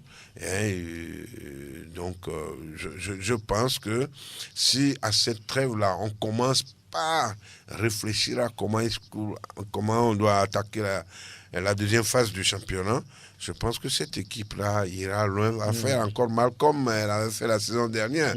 Et je compte beaucoup sur les joueurs ils sont en train de progresser énormément. Et cette trêve, je pense qu'ils ne vont pas beaucoup s'amuser pour perdre cette progression-là et que la reprise sera encore meilleure que ce qu'on a commencé à voir avant la fin de la phase aller. On va faire le tour de table et vous aurez 45 secondes pour dire ce qu'on peut envisager par rapport à la phase retour, parce que pour beaucoup, les grands ne se sont pas exprimés par rapport à cette phase aller et qu'on les attend et les grands vont se réveiller lors de la deuxième phase. C'est vrai? Vous voyez ça, Albarka? Bon, pas pour tous les grands, mais je crois qu'il faut compter avec Dito, il faut compter même avec les gens qu'on n'attendait pas comme Bolesou, il faut compter avec Aseka, mais Gomido, Koroki, bon, pas seulement si pour eux et Ifoudje, je crois que c'est un peu inquiétant. Voilà, donc Prosper. Non, bon, je crois que avec cette trêve, moi j'ai essayé de faire le bilan équipe par équipe. J'ai vu à peu près le pédigré de chacun par rapport à cette première phase. Et je crois que toutes les équipes auront appris de leur défaillance, surtout défaillance à cette phase aller. Mais comptons quand même sur Unisport qui ne va pas lâcher prise. Ça, il faut quand même en être sûr. C'est une équipe qui ne va pas lâcher prise. Maintenant, à ces cas, je crois que avec ce que M. Denis nous a dit tout à l'heure, il y a une prise de conscience au niveau des dirigeants. Et moi, je réitère à ce qu'on renforce le staff technique. Bien. Et les autres, bon, Gomido, Maranatha également, et autres, je crois qu'ils ont aussi leur mot à dire. Maranatha peut revenir. Bon, c'est l'habitude, souvent cette équipe joue phase. Forcément la deuxième phase. Donc on peut la revoir. Et Gomido également a son mot à dire. Aristide. Non, je pense quand même que à la prochaine phase, le titre va se jouer forcément entre des clubs comme Unisport de Koulondé, la SCK de Kara, le Dynamique togolais, et puis peut-être Asco de Kara. Asco de Kara, moi je vois déjà les 4 clubs qui vont se disputer. Vous ne voyez pas Maranatha? Maranatha viendra plutôt, je dirais, en challenger. Parce que souvent, cette équipe ne fait pas ce qu'elle doit faire en première partie, en deuxième partie, elle vient. Oui, mais attention, peut-être que cette année ou cette saison sera un peu particulière. Ou bien. Parce que quand vous prenez par exemple une équipe de l'SCK qui enregistre donc la meilleure attaque avec au total 15 buts, alors que nous avons enregistré tout au long des 13 journées 128 buts, ça veut dire tout simplement que cette équipe a quand même des attaquants pour faire l'affaire. De la même façon, quand vous prenez la meilleure équipe à domicile, c'est bien sûr Unisport de Koulondé.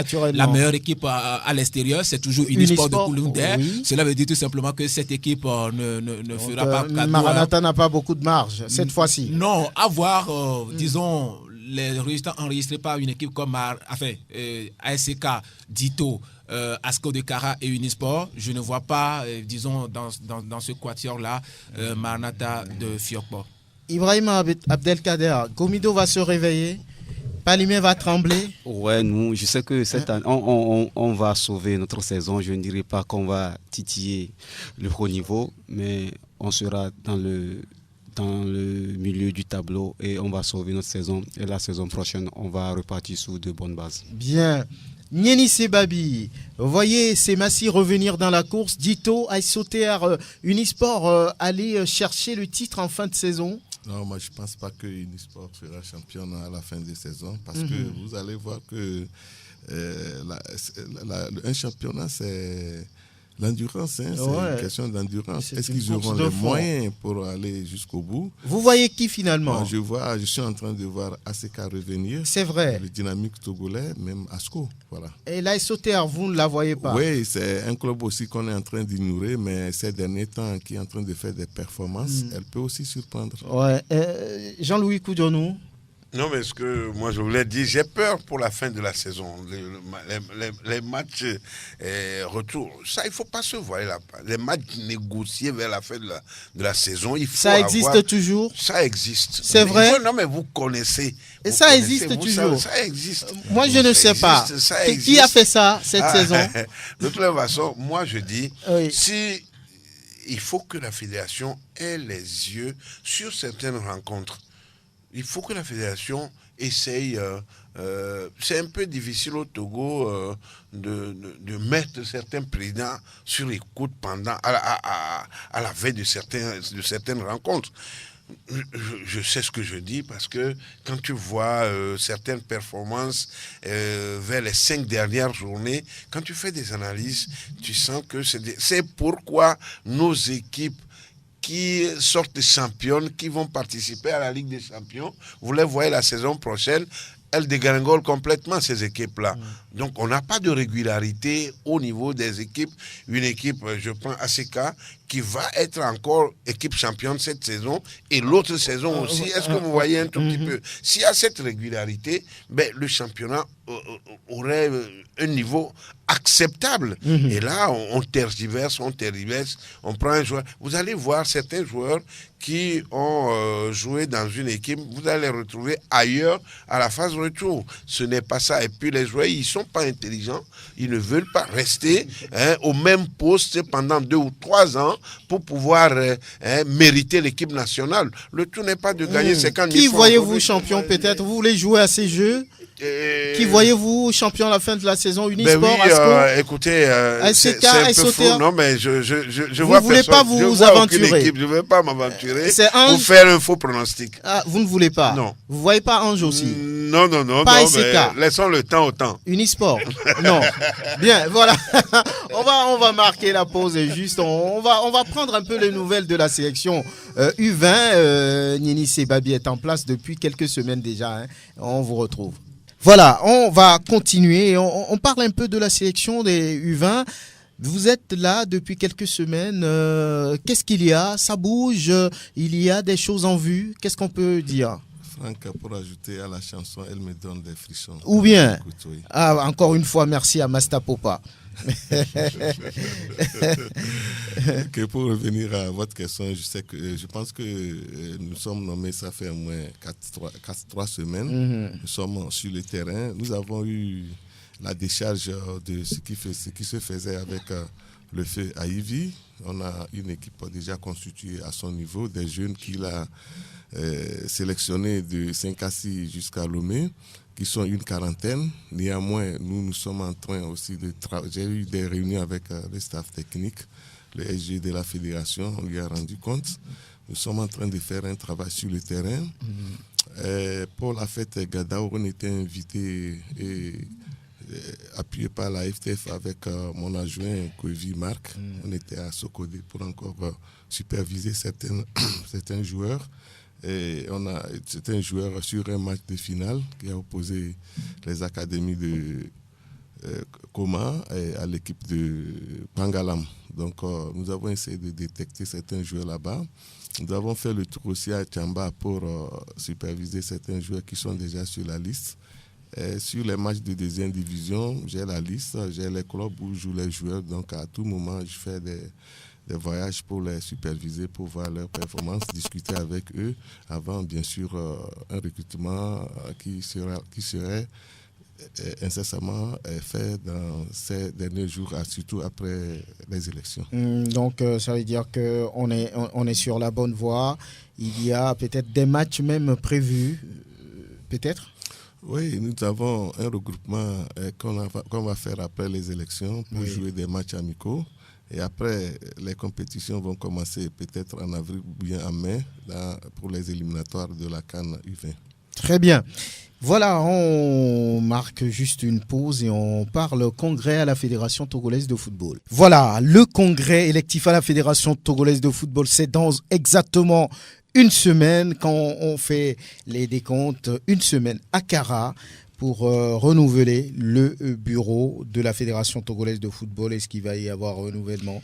Bon, ce sera un renouvellement, même si c'est une seule liste. Une reconduite. Voilà, une seule liste. On parle déjà de plébiscite, d'autres même parlent de vote par acclamation. La dernière fois, dans une grande salle de la place, Nouvel Élan a lancé sa campagne et nous allons écouter l'un des membres de cette liste, Amadou Ouattara, qui évoque déjà le plan d'action sur les 4 ans à venir. 3 programmes d'action. Il y a l'action à court terme, l'action à moyen terme et l'action à long terme. La liste Nouvel Élan pour l'action à court terme a finalisé la réforme des ligues, mise en place d'une direction technique nationale, équipement du bloc technique de la FTF, régularisation de la situation administrative et financière du personnel de la FTF, implémentation de la réforme de l'administration de la FTF, dotation des équipes nationales et de la FTF en matériel roulant et adéquat, officialisation de l'équipementier des équipes nationales, organisation fonctionnelle des championnats de jeunes, promotion des compétitions nationales, sponsoring et diffusion des matchs, organisation structurelle des clubs, incorporation progressive de tous les acteurs du football avec attribution des numéros ID FIFA dans le système FTF Togo Connect, formation des dirigeants de clubs sur le management et le marketing sportif, organisation des séminaires de perfectionnement avec des experts internationaux, finalisation des chantiers en cours. Action à moyen terme, construction d'un centre technique, hôtellerie 5 étoiles, hébergement, restauration, pelouse, loisirs et autres. Restructuration du football féminin, professionnalisation des clubs, dotation de la FTF d'une unité de production audiovisuelle. Action à long terme, construction et équipement des sièges des ligues régionales de football, poursuite des rénovations des stades de compétition sur l'ensemble du territoire, pose de pelouses synthétiques et des grilles de sécurité, organisation fonctionnelle des compétitions de beach soccer et enfin construction d'une salle de futsal. Voilà ce que nous présente la liste Nouvel Élan pour ce qui concerne le court terme et le moyen terme. Il y a tellement de choses, même à court terme. On a parlé de réforme des ligues qu'on n'a pas pu réussir déjà. La mise en place d'une direction technique nationale, le bloc technique, il y a plein de choses, du matériel roulant. On va officialiser un équipementier pour les équipes nationales du Togo. Oui, voilà, présenter un peu ce qui va être fait par l'un des membres de cette liste, Amadou Ouattara. Vous l'avez suivi, Albar Cafaro. Oui. Ben, c'est bien, mais c'est bien lourd, hein? Ou bien? Pour 4 ans. Et ça, c'est juste le court terme et le moyen terme. Hein. Ah bon, le long terme, je crois qu'il prépare déjà le plébiscite pour le 3e mandat, je crois. Pourquoi pas? Non, c'est bien beau. Bon, nous, on va attendre et voir si tout ça là sera réalisé avec des salles audiovisuelles, tout ça là. Et la professionnalisation du championnat féminin. Et même si la professionnalisation du championnat masculin se fait désirer. Donc nous, on les attend, on les prend au mot et puis après on verra. Aristide Covidien, oui, c'est des points importants. Hein. Albar Cafaro a cité il y a quelques secondes une unité de production audiovisuelle. Ça, c'est intéressant. Oui, je crois que... D'ailleurs, dans certains pays d'Afrique, c'est déjà une réalité. Quand vous prenez par exemple la Mauritanie, la plupart des rencontres de l'équipe nationale sont retransmises donc par cette unité de production. C'est d'ailleurs des initiatives qu'encourage la FIFA. Et la FIFA aime beaucoup ces genres d'initiatives et les encourage. Ça permet d'avoir des archives. Hein. Oui, des archives, bien évidemment. Mais au-delà de ça, vous savez que lorsque vous n'avez pas d'unité de production dans votre pays, ce qui se passe habituellement, c'est que vous êtes obligé de payer. Voilà, de payer par exemple une unité de production extérieure pour pouvoir retransmettre. Lorsqu'il s'agit des équipes nationales, par exemple, vous pouvez payer jusqu'à $80,000. Et donc, cet argent-là, ça veut dire que c'est normalement... 40 millions pour ceux qui ont rapidement fait le calcul. Ah oui, donc je crois que vous savez qu'habituellement, les rencontres, que ce soit les rencontres de première division ou de deuxième division, ou que ce soit les rencontres des équipes nationales, les droits appartiennent tout d'abord à la FTF qui, disons, est l'organisatrice donc de ces genres de compétition. Et cette fédération, à mon avis, a cette capacité de revendre les droits. Maintenant, ce qui se passe, c'est que lorsque vous n'avez pas cette unité de production dans des pays, vous pouvez vous référer à votre télévision nationale. Mais vous savez que dans la plupart des pays de la sous-région aussi, il y a une autre réalité par rapport aux difficultés de pouvoir rassembler les moyens techniques pour pouvoir faire ce genre de retransmission. Donc, je pense que sur ce point, c'est quand même une très bonne chose. Une chose est de pouvoir le mettre sur le papier parce qu'à chaque fois qu'on doit le voir dans le document, on doit se rappeler tiens. Disons quand même que c'est du lourd. Hein, ah oui, c'est du lourd. On prend le court terme et en même temps le moyen terme, il y a tellement de choses à faire. Oui. Et qu'on se demande si la fédération a vraiment les moyens de pouvoir répondre à tout ça, de pouvoir les réaliser. Oui, mais je crois quand même qu'il y a des conditions sine qua non à remplir. La FIFA même encourage des projets et avant d'arriver à ce niveau, il faut peut-être avoir un certain nombre de choses. Quand vous prenez par exemple la question du bloc technique, c'est-à-dire que vous ne pouvez pas demander à la FIFA de vous aider tout de suite pour avoir l'opportunité de construire un centre technique sans avoir d'abord un bloc technique. Et donc, je crois que ça doit se faire étape par étape. Mais c'est du lourd quand même, mais je pense que étant donné que c'est des projets à court terme et à moyen terme, dès que les projets à court terme seront réalisés, je pense que ce serait très facile de pouvoir l'enchaîner et d'avoir le soutien de la FIFA. Rappelez-vous, pendant le premier mandat quadriennal du Nouvel Élan, il y avait déjà eu, un truc similaire où d'ailleurs on avait des projets à court terme. Par exemple, vous allez voir au niveau des clubs, on a, exigé à des entraîneurs d'avoir des types de licences avant de s'asseoir sur les bancs des équipes des clubs. Vous savez que c'est déjà une réalité. Alors qu'il y a de cela quelques années, ce n'était pas une réalité. Il y a même l'obligation pour les clubs d'avoir des officiers médias. Ça a été également une réalité. Ça faisait partie donc des projets à court terme. Je crois que ça a été réalisé. Mais ce qui est beaucoup plus important, ce qui m'intéresse moi personnellement et je voudrais voir le plus tôt possible, c'est bien sûr la question liée évidemment à la professionnalisation des clubs. Bien. Ça, c'est ça qui vous intéresse. Nieni Sebabi, vous êtes le patron de l'association des entraîneurs de foot du Togo. Vous allez d'ailleurs voter. Vous avez fait votre choix. Déjà. Il n'y a même pas de problème.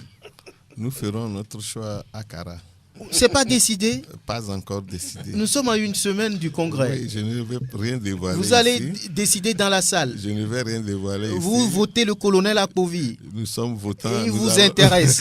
Nous sommes votants, nous allons voter le candidat de notre choix. Non, est-ce qu'il y a encore un choix ici? Non, mais le choix, il n'est pas clair? Le choix est clair. Ouais. C'est un candidat, nous allons voter. Bien. Nous sommes là pour voter. On peut voter un bulletin nul. On peut voter c'est vrai. Bon, voilà. Donc, très bien. Nous allons Alors, voter. vous avez écouté l'un des membres de cette liste Nouvel Élan qui a parlé du plan d'action à court terme, à moyen terme, et puis ainsi de suite, ainsi de suite. Qu'est-ce qui a retenu votre attention dans tout ce qu'il a dit? C'est le dernier élément dont a fait cas Aristide Kofi tout à l'heure qui a retenu. La professionnalisation. La professionnalisation des équipes de première division et des équipes féminines. Oui. C'est vraiment si nous sommes allés là, ça veut dire que le football togolais va prendre d'autres mesures sur l'échiquier continental. Jean-Louis Koudionou. Mais il faut avancer. Il faut avancer. Il faut vraiment avancer parce que... C'est ce dont le football togolais a besoin. Oui, moi, chez m'ont dit, si un aveugle veut te lancer un caillou, c'est parce qu'il a mis le pied sur le caillou. Qui est l'aveugle ici? Non, je parle de la fédération, oui, par exemple. La fédération, Uh-huh. quand la fédération vous dit qu'il va faire ci, il va faire ça, elle va faire ci, il va faire ça, ça veut dire que ils ont les moyens pour... a les moyens. Oui. Ils possèdent les moyens actuellement pour rapidement accomplir ce qu'ils nous ont dévoilé. Ce qu'il a dévoilé là, qu'est-ce qui vous intéresse? C'est aussi la professionnalisation, puisque vous êtes technicien. Ça m'intéresse beaucoup, et surtout que on parle de la professionnalisation parce que nos équipes, moi je continue de dire que le Togo n'a pas de club encore.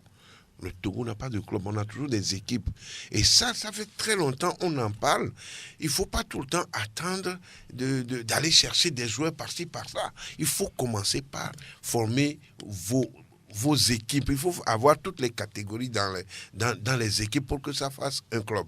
Si vous avez ça, vous travaillez avec les cadets, les juniors, les U23, j'ose bien croire que les joueurs dont vous aurez besoin pour étoffer votre équipe, pour qu'elle puisse progresser, vous n'aurez pas besoin de 5-6 joueurs étrangers, c'est-à-dire hors de votre base, pour que votre équipe puisse s'améliorer, donner de belles performances. Donc si on continue de former les joueurs au sein de son club, ça dépense moins d'ailleurs. Et puis, vous aurez ce dont vous aurez besoin pour étoffer votre... Ce seraient des stars venues d'ailleurs. Et quand ces stars-là rentrent dans votre effectif, je dis que vous aurez effectivement du résultat. Donc, moi, à ce niveau... professionnalisation des équipes... Nouvel Élan, c'est, on va dire, la liste de la situation. C'est ce que vous... Non, mais pour l'instant, il n'y a pas de liste. Hein. C'est ça, c'est elle là. Et puis, cette liste nous a donné ce qu'il faut. Maintenant, on va les juger à la fin de leur mandat pour voir si on peut leur faire encore confiance. Bien. Selon ce qu'ils nous ont dévoilé. Prosper, oui. Le congrès, c'est dans une semaine. Oui. Qu'est-ce que ça vous dit avec une seule liste comme, on va dire, à sa propre succession? Nouvel Élan. Oui, je crois qu'ils ont étalé leur plan d'action. Vous avez suivi Amadou Ouattara? Je l'ai écouté. Qu'est-ce qui vous a... Il a annoncé beaucoup de réformes, beaucoup de choses à la fois. Et moi, ma question c'est de savoir, parce que on est là à une opération de charme, il va falloir le dire ainsi. Maintenant, le temps pour le faire et les moyens pour le faire. Je ne sais pas si la fédération a assez d'argent pour tout cela. Mais je les encourage quand même à pouvoir aller dans ce sens parce que ça va dans l'intérêt de la jeunesse et dans l'intérêt donc de l'évolution de notre football. Moi, ce qui m'a le plus charmé, c'est ce que le chef de l'État a dit la semaine dernière à Kwené par rapport au congrès de la fédération. Moi, ça m'a beaucoup touché. Et il a bien dit que bientôt, la fédération, le football va choisir ses dirigeants et qu'ils vont dans la consolidation des acquis pour pouvoir renforcer les infrastructures. C'est le chef de l'État qui l'a dit. Et s'il l'a dit, je crois quand même que tous les acteurs sont à l'écoute et on ira tous dans ce sens-là pour que le football togolais retrouve ou bien trouve une lettre de noblesse parmi les nations. On va aller au Chan en avril prochain. Faut pas qu'on continue pas à faire de la figuration. On a implanté des stades aujourd'hui qui sont en train de germer. Si on en est à 2, il faut que dans les années à venir, on soit à 4, 5, 6 pour permettre aux plus jeunes. Moi, je suis très envieux des jeunes aujourd'hui. Quand je les vois chausser, je dis, mais nous, on n'a pas eu cette chance. D'avoir pris de l'âge. Oui, je regrette d'avoir pris de l'âge. Non, parce que je dis, dis donc, si j'avais leur chance, j'allais devenir aussi professionnel. Le chef de l'État l'a dit, donc la fédération est là pour pouvoir le confier. Donc, on va aller tout dans ce sens pour que à la sortie de ce congrès, les sportifs, les acteurs reviennent pour mettre vraiment le ballon sur le terrain et faire évoluer le Togo, qu'on soit à la Coupe du Monde 2022, nous voulons tous aller au Qatar. Oui. Ibrahim Abdelkader. Moi, l'essentiel pour moi, c'est qu'il joigne l'acte à la parole. Il ne s'agit pas de parler et après constater certaines choses. Tu peux avoir beau un chapelet de bonnes intentions si tu ne concrétises pas ça. Et ce que j'ai déploré, c'est l'absence des adversaires devant Il n'y a pas de compétition. Voilà, il n'y a pas de compétition. C'est pas la faute au nouvel élan. Oui, j'ai vu des gens qui sont passés dire certaines choses. Je croyais qu'ils avaient la poitrine, cette capacité-là d'affronter la pointe, voilà, merci, d'affronter le nouvel élan. Mais hélas, il n'y a personne. Bon, ils sont en roue libre, comme on le dit. Ouais. Donc, bonne chance à eux. Et moi, ce que je veux, c'est qu'ils qualifient le Togo pour la CAN 2021 d'abord. Ouais. Et ensuite, on parlera du Qatar. En tout cas, le retour de la CAN 2021 en hiver change les programmes. Le Togo qui s'apprêtait à jouer l'Égypte en 4 jours, 2 matchs en août, doit le faire maintenant en mars. Donc c'est très très rapproché. Ouais. Ça veut dire qu'il y a beaucoup de choses qui attendent le Togo. C'est en mars et non plus en août. Voilà. Et là, on va pouvoir continuer avec ce congrès. Là, on va écouter le patron de cette liste, le colonel Guy Kossi-Akpovi, par rapport au bilan de ce mandat qui prend fin.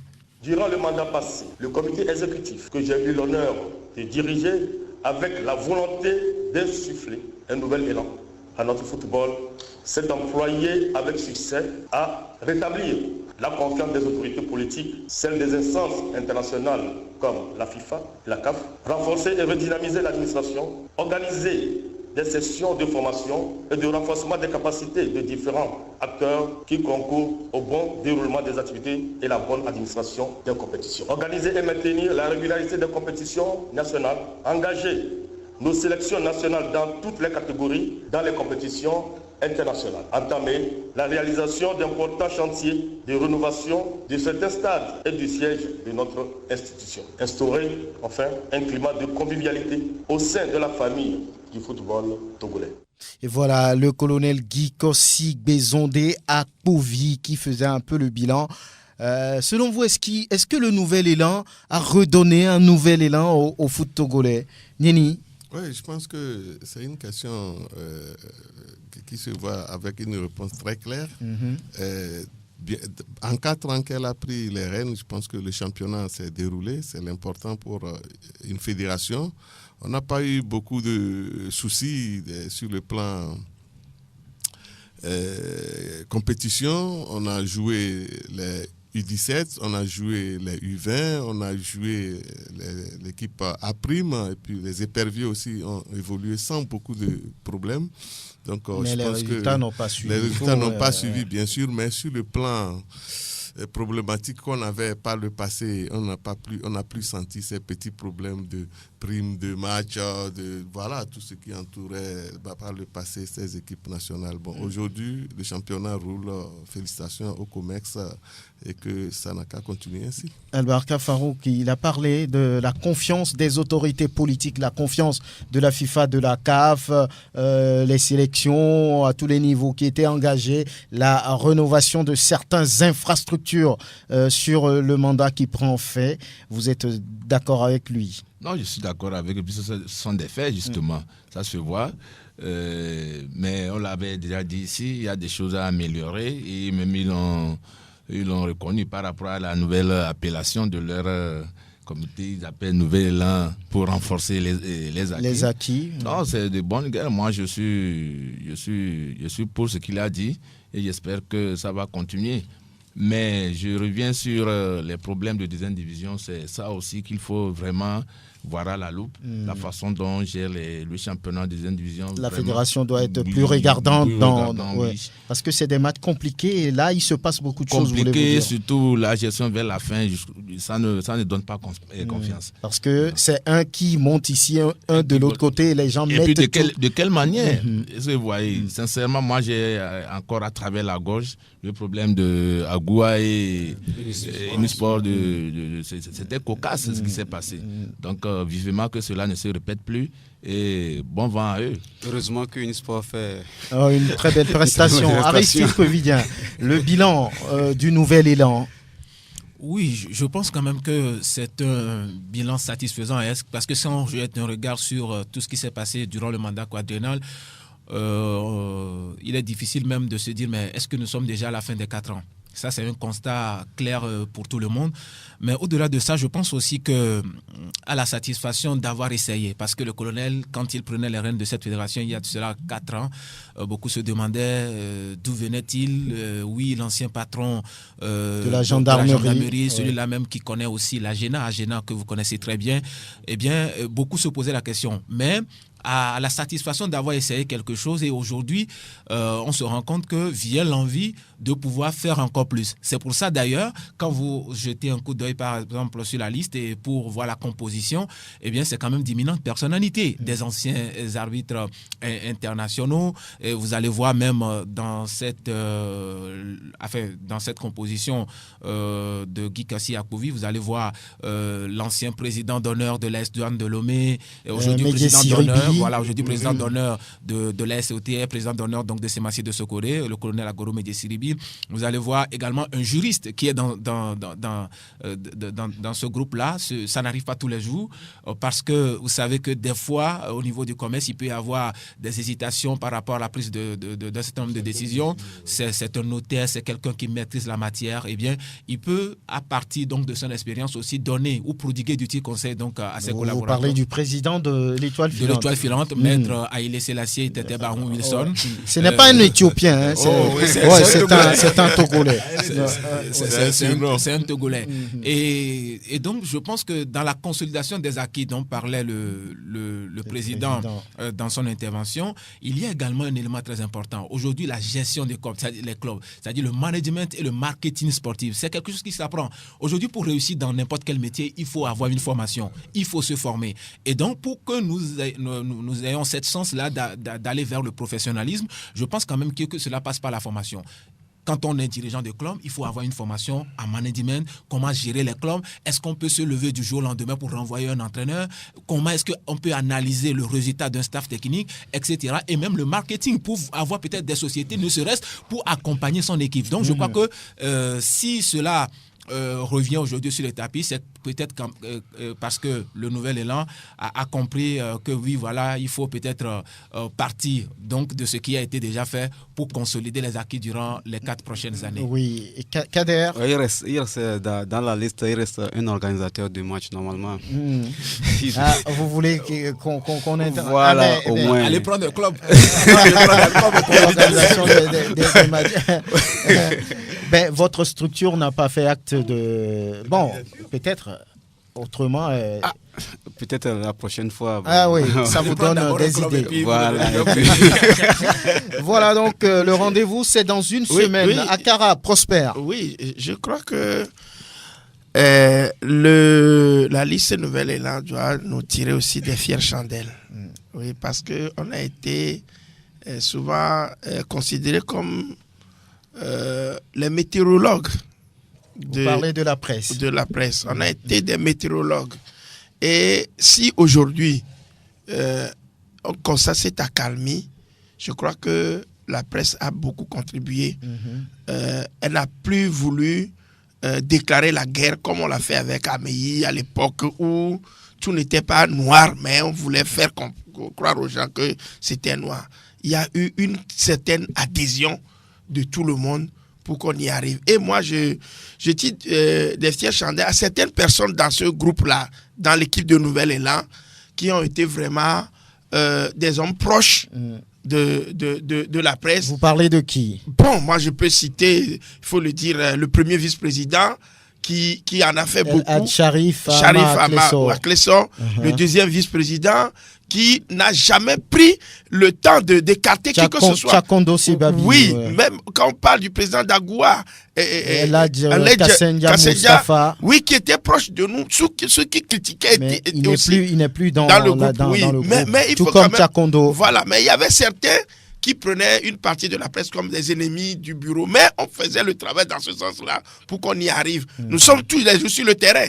Nous sommes tous les jours sur le terrain pour pouvoir aider à ce que les actions se fassent. Donc, je crois que toute cette réussite-là, nous voulons tout simplement la bonifier afin que les 4 années à venir comptent vraiment dans le concret. Et avec les chapelets de bonnes intentions qu'on a vu tout de suite, je sais que oui, il y a de bonnes intentions. On ne peut pas tout réaliser, mais qu'on arrive à faire le maximum. Et comme le président sait qu'il est au-dessus, qu'il soit au-dessus de la mêlée, afin que tous ceux qui l'entourent puissent l'aider vraiment à générer une bonne alliance au niveau donc, de la presse. Donc je ne continue pas à le dire. Le premier vice-président, il a été quelqu'un dans ce groupe et il a apporté beaucoup au niveau de la presse pour pouvoir mettre la cohésion entre la fédération et la presse. Et à chaque fois que vous les appelez pour leur faire des remontrances, il fait partie de ceux qui prenaient des notes et qui appréciaient même au-delà de ce que vous lui avez dit. Je pense que les journalistes ne sont pas des ennemis, c'est ce que vous voulez dire. Voilà, ça, oui. Il faut qu'on en le tout fasse. cas. Voilà, et il nous reste quelques minutes. On a fait le tour, on va voir les auditeurs. Mais avant, on va parler un peu de Leader Football Club juste derrière ce message. Oui, merci, on va dire, à tous ceux qui nous suivent à l'instant même. On va parler de Leader Football Club qui a l'habitude d'organiser un tournoi en début de chaque année en studio Dieudonné Soussou, qui est le coach de Leader Football Club. Il est accompagné de Marius Gaffan, chargé à l'organisation. Et ils sont à la 15e édition de cette, on va dire, compétition. Bonjour Dieudonné Soussou. Bonjour Franck, bonjour les auditeurs. Tout va bien? Bien, monsieur. Alors, Leader FC, comment se porte-t-il? Bien. Oui, qu'est-ce que vous organisez souvent? Souvent, à la fin de chaque année, Leader FC organise un gala à Petit Poteau. Ouais. Et le club même se scinde en 4 équipes, ouais, pour faire un gala. Ouais. Et le samedi que sur le gala, Leader FC organise une fête. C'est pour les retrouvailles, juste pour... Oui, juste pour les retrouvailles. Ouais. Et Leader Football Club aujourd'hui, à quel âge? Leader Football a 17 ans. 17 ans, c'est pas peu, hein? C'est la 15e édition d'ailleurs de cette manifestation. L'équipe même est créée en 2003. Nous sommes dans la 17e année pour la création de l'équipe. Voilà. Et le gala même a 15 ans. Voilà. C'est la 15e édition. Le gala a lieu demain. Oui, demain matin à partir de 7h à Avatame. Ouais. Dans la réserve Togo Pharma. Voilà. Vous voulez inviter le public? Oui, on invite le public, mais vous aussi. Si vous êtes on sera là. Okay. Donc, il y aura du spectacle. Hein? Du spectacle. Surtout qu'après le gala, il y aura la fête une semaine plus tard, c'est ça? Oui, le samedi. Très bien. Si vous nous invitez pour le tournoi, mais pas pour la fête, vous aurez des problèmes. Hein? Vous êtes invité. Très bien. Pour l'aider. Très bien, donc on retient. Ça commence à quelle heure demain? À partir de 7h. 7h. À Vatame. Oui. Très bien, bonne chance à Leader Football Club qui joue entre son effectif et puis voilà, c'est pour les retrouvailles. Il n'y a rien, il n'y a pas d'enjeu, c'est ça, non? Il y a un trophée à l'arrivée. Il y a un trophée. Très bien. Donc l'équipe est scindée en 4. Donc on joue les phases de poule. Et les 2 premières équipes sont directement qualifiées pour la finale. Bien. Merci à Dieudonné Sossou, coach de Leader Football Club. Il est accompagné, on vous le rappelle, de Marius Gaffan, chargé à l'organisation. À très bientôt. Le rendez-vous, c'est demain. On sera là. Merci beaucoup. Oui, les auditeurs. Peut-être qu'ils s'en foutent éperdument des Togolais. Ces jeunes qui sont allés même en finale. C'est une première. Pourquoi on n'a pas su garder cette équipe? Mais vraiment, ça fait honte. Non, arrêtons de dire comédie. Crions directement au sommet que c'est comme ça ne va pas. Point de vue. Les auditeurs.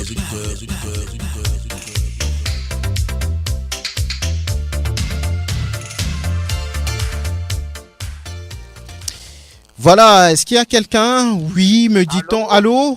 Allô, bonjour monsieur Franck. Bonjour, cher ami épervier. Oui, ça fait longtemps. Très longtemps, tout va bien?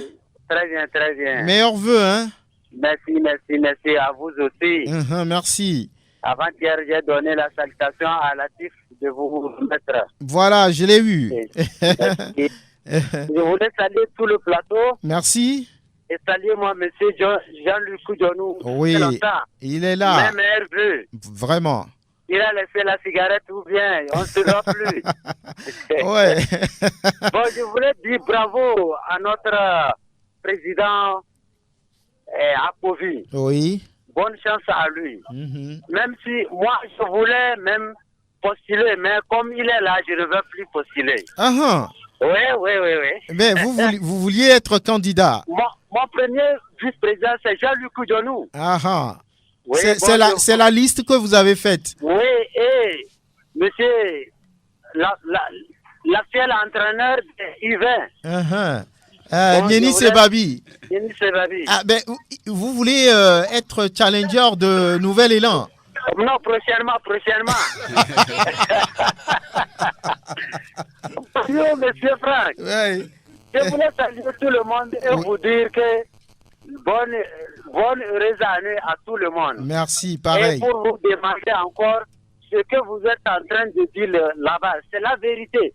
C'est ça qui a fait avancer Bon Élan. Et deuxièmement, je voulais vous dire le problème de Semassi. Après, si je t'appelle, entre nous, je vais te dire, allez nous chercher Zidane Togolais pour notre Semassi, le couple Semassi. Tu le connais? Qui est le Zidane Togolais? C'est Kenny Lebana. Ah bon? C'est à lui de retourner. Je vous jure, il va aller rester là-bas. Même s'il ne fait pas, c'est pas par Grigui, hein? Ouais. Il va aller là-bas pour faire ce qu'il avait fait avant. C'est ce que je voulais vous remettre. Merci. Salut-moi tout le monde. Et Latif, et tous les radios. Bon vent à notre radio prochainement. On serait à la Viselle. Bye bye. Allez, à très bientôt. Excellent week-end, épervier de Kégué. Merci. Allô? Quelqu'un derrière lui? Allô? Allô, bonjour, grand frère. Bonjour.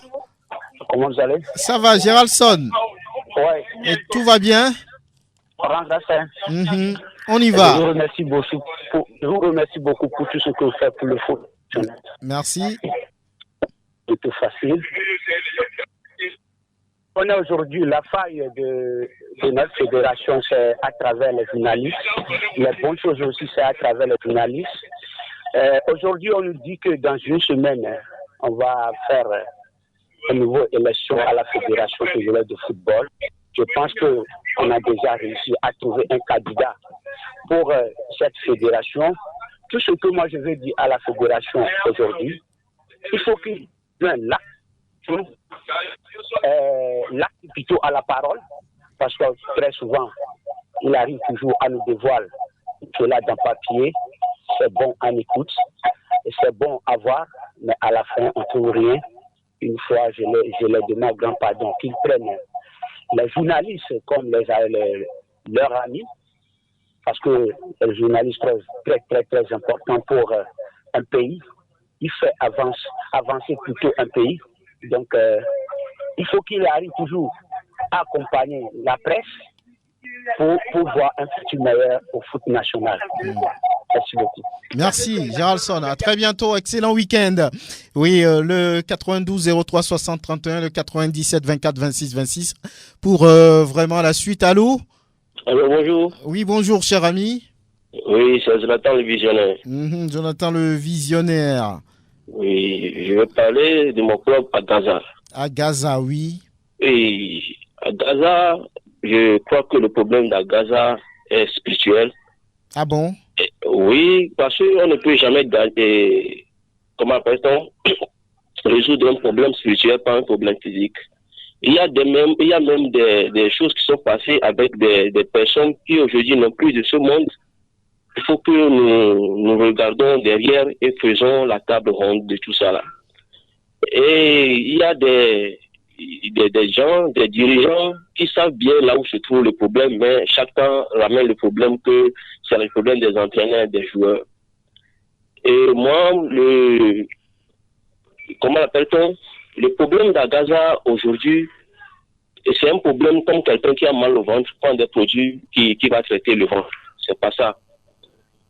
Moi, ce que moi je voulais dire, il y a des grandes personnes qui savent bien la réalité. Arrêtez de nous voiler la face. Le problème d'Agaza dure là depuis plus de 4 ans. Depuis que Agaza devait aller à deuxième division, mais on l'a gardé. Il a encore fait le championnat. Après qu'il a descendu, l'année passée, on a vu ce que ça a donné. Cette année, nous risquons de descendre en Détroit. Un grand comme le club d'Agaza à Bossimé ne peut pas descendre à Détroit. Il faut que les dirigeants arrêtent de se voiler la face, de dire que non, ils savent même où se trouve le problème. Il y a certaines personnes même qui sont déjà toujours vivants et certaines qui sont déjà morts, qui ont gardé ces rancœurs dans le cœur, qui sont partis avec. Tout ça là ne profite pas le football. Parce que ici, nous sommes en Afrique, nous sommes au Togo, il y a des choses naturelles. Même si nous allons prendre l'exemple de la Côte d'Ivoire où le blanc là, comment l'appelle-t-on, et celui qui a pris la Côte d'Ivoire, il avait pris pour le Zambie. Hervé Renard. Oui, quand Hervé Renard est venu au Zambie, qu'est-ce qu'il a fait? Il est allé d'abord avec les dirigeants faire la prière sur la rivière où il y avait eu le crash. Après, qu'est-ce qu'il a fait avec la Côte d'Ivoire? Il avait même fait la même chose avec la Côte d'Ivoire. Quand il y a les anciens joueurs, quand on les avait renvoyés, il est allé sur les tombeaux de ces anciens joueurs qui sont morts et ceux qui sont vivants, il les a appelés, ils se sont pardonnés, tout le monde a libéré ses rancœurs. C'est ça, le football ne se limite pas seulement sur le terrain. Le football est en deux phases, la phase spirituelle et la phase naturelle. Donc, les dirigeants de Gaza, moi, je ne suis personne, parce qu'avant de résoudre ce problème, il faudrait que la personne qui doit venir résoudre ce problème, il faut que la personne sache là où se trouve le problème. Parce que quand tu viens, tu dis que tu es pasteur, tu es imam. Vous terminez, il y a quelqu'un derrière vous. Oui, quand tu dis que tu es pasteur, tu es imam, tu viens prier. Quand tu ne sais pas où se trouve le problème, tu ne vois pas spirituellement la vision où se trouve le problème, tu ne peux jamais le résoudre. Moi, il y a mon numéro qui s'affiche sur vous. Si les dirigeants, moi je ne connais aucun numéro des dirigeants d'Agaza. S'ils veulent, c'est moi qui avais appelé l'autre fois pour les problèmes de la débat sur l'équipe nationale. S'ils veulent, les dirigeants d'Agaza n'ont qu'à prendre mon numéro chez vous. Même leur joueur défenseur, Djondo, c'est mon ami, il me connaît bien. Il n'a qu'à prendre mon numéro chez lui. Ils vont m'appeler. Je serai là-bas avec mon équipe, avec mon maître spirituel. On va rédiger tout ça là. Merci bien. Excellent week-end. À bientôt. Oui, allô? Oui, il est parti. On n'a plus beaucoup de temps. On va quand même profiter pour saluer la mémoire de Jonas Sokpe Amouklou. Allô? Allô, je peux. Oui, bonjour. Bonjour. Comment ça va? Oui, ça peut aller. Bonjour à vous tous là-bas. Oui. Ministère pour le football togolais.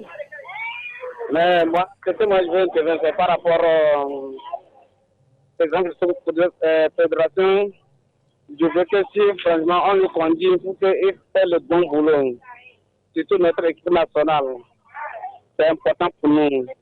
Mais par rapport les entraîneurs togolais, pardon, quand on dit que Katou n'a pas d'espérance, moi je vais pas le faire ça.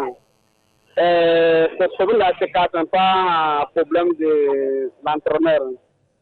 Pardon, c'est un problème. Mais moi, je ne peux pas valer.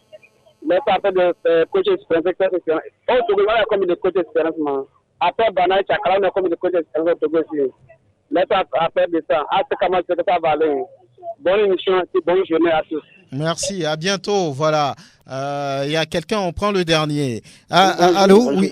Bonjour. C'est Germain d'accord. Oui, Germain. Oui, j'interviens dans la même ligne que mon prédécesseur.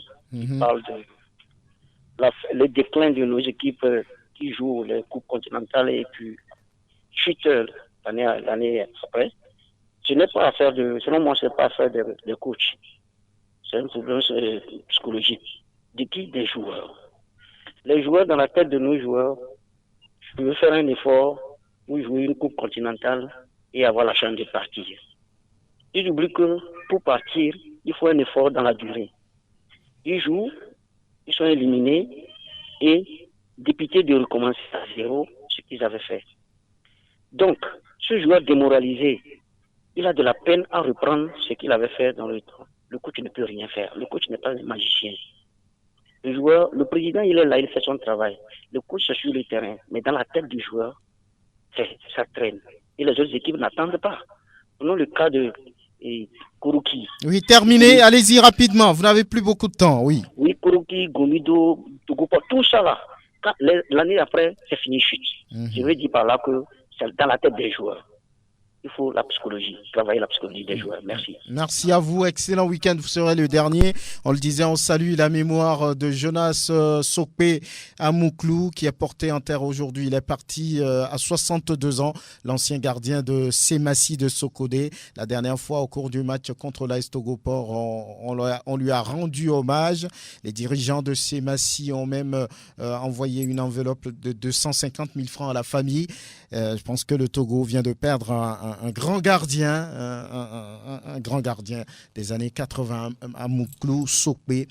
La radio sportive par ma voix présente ses condoléances les plus attristées à la famille en pleurs et à toute la famille du football togolais. On remercie Jean-Louis Kodjonou, on remercie Ibrahim Abdelkader, on remercie Nieni Sebabi qui est le sélectionneur des U20, Albarka Farouk, ancien directeur technique de Koroki, Prosper Agboklou, Aristide Kouevidien. Merci à tout ce beau monde.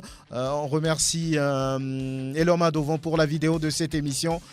On remercie Pélagie Mekoum. Merci également à Touré Assimiou qui nous a rendu visite ce matin. Allez, portez-vous bien. Excellent week-end. À bientôt.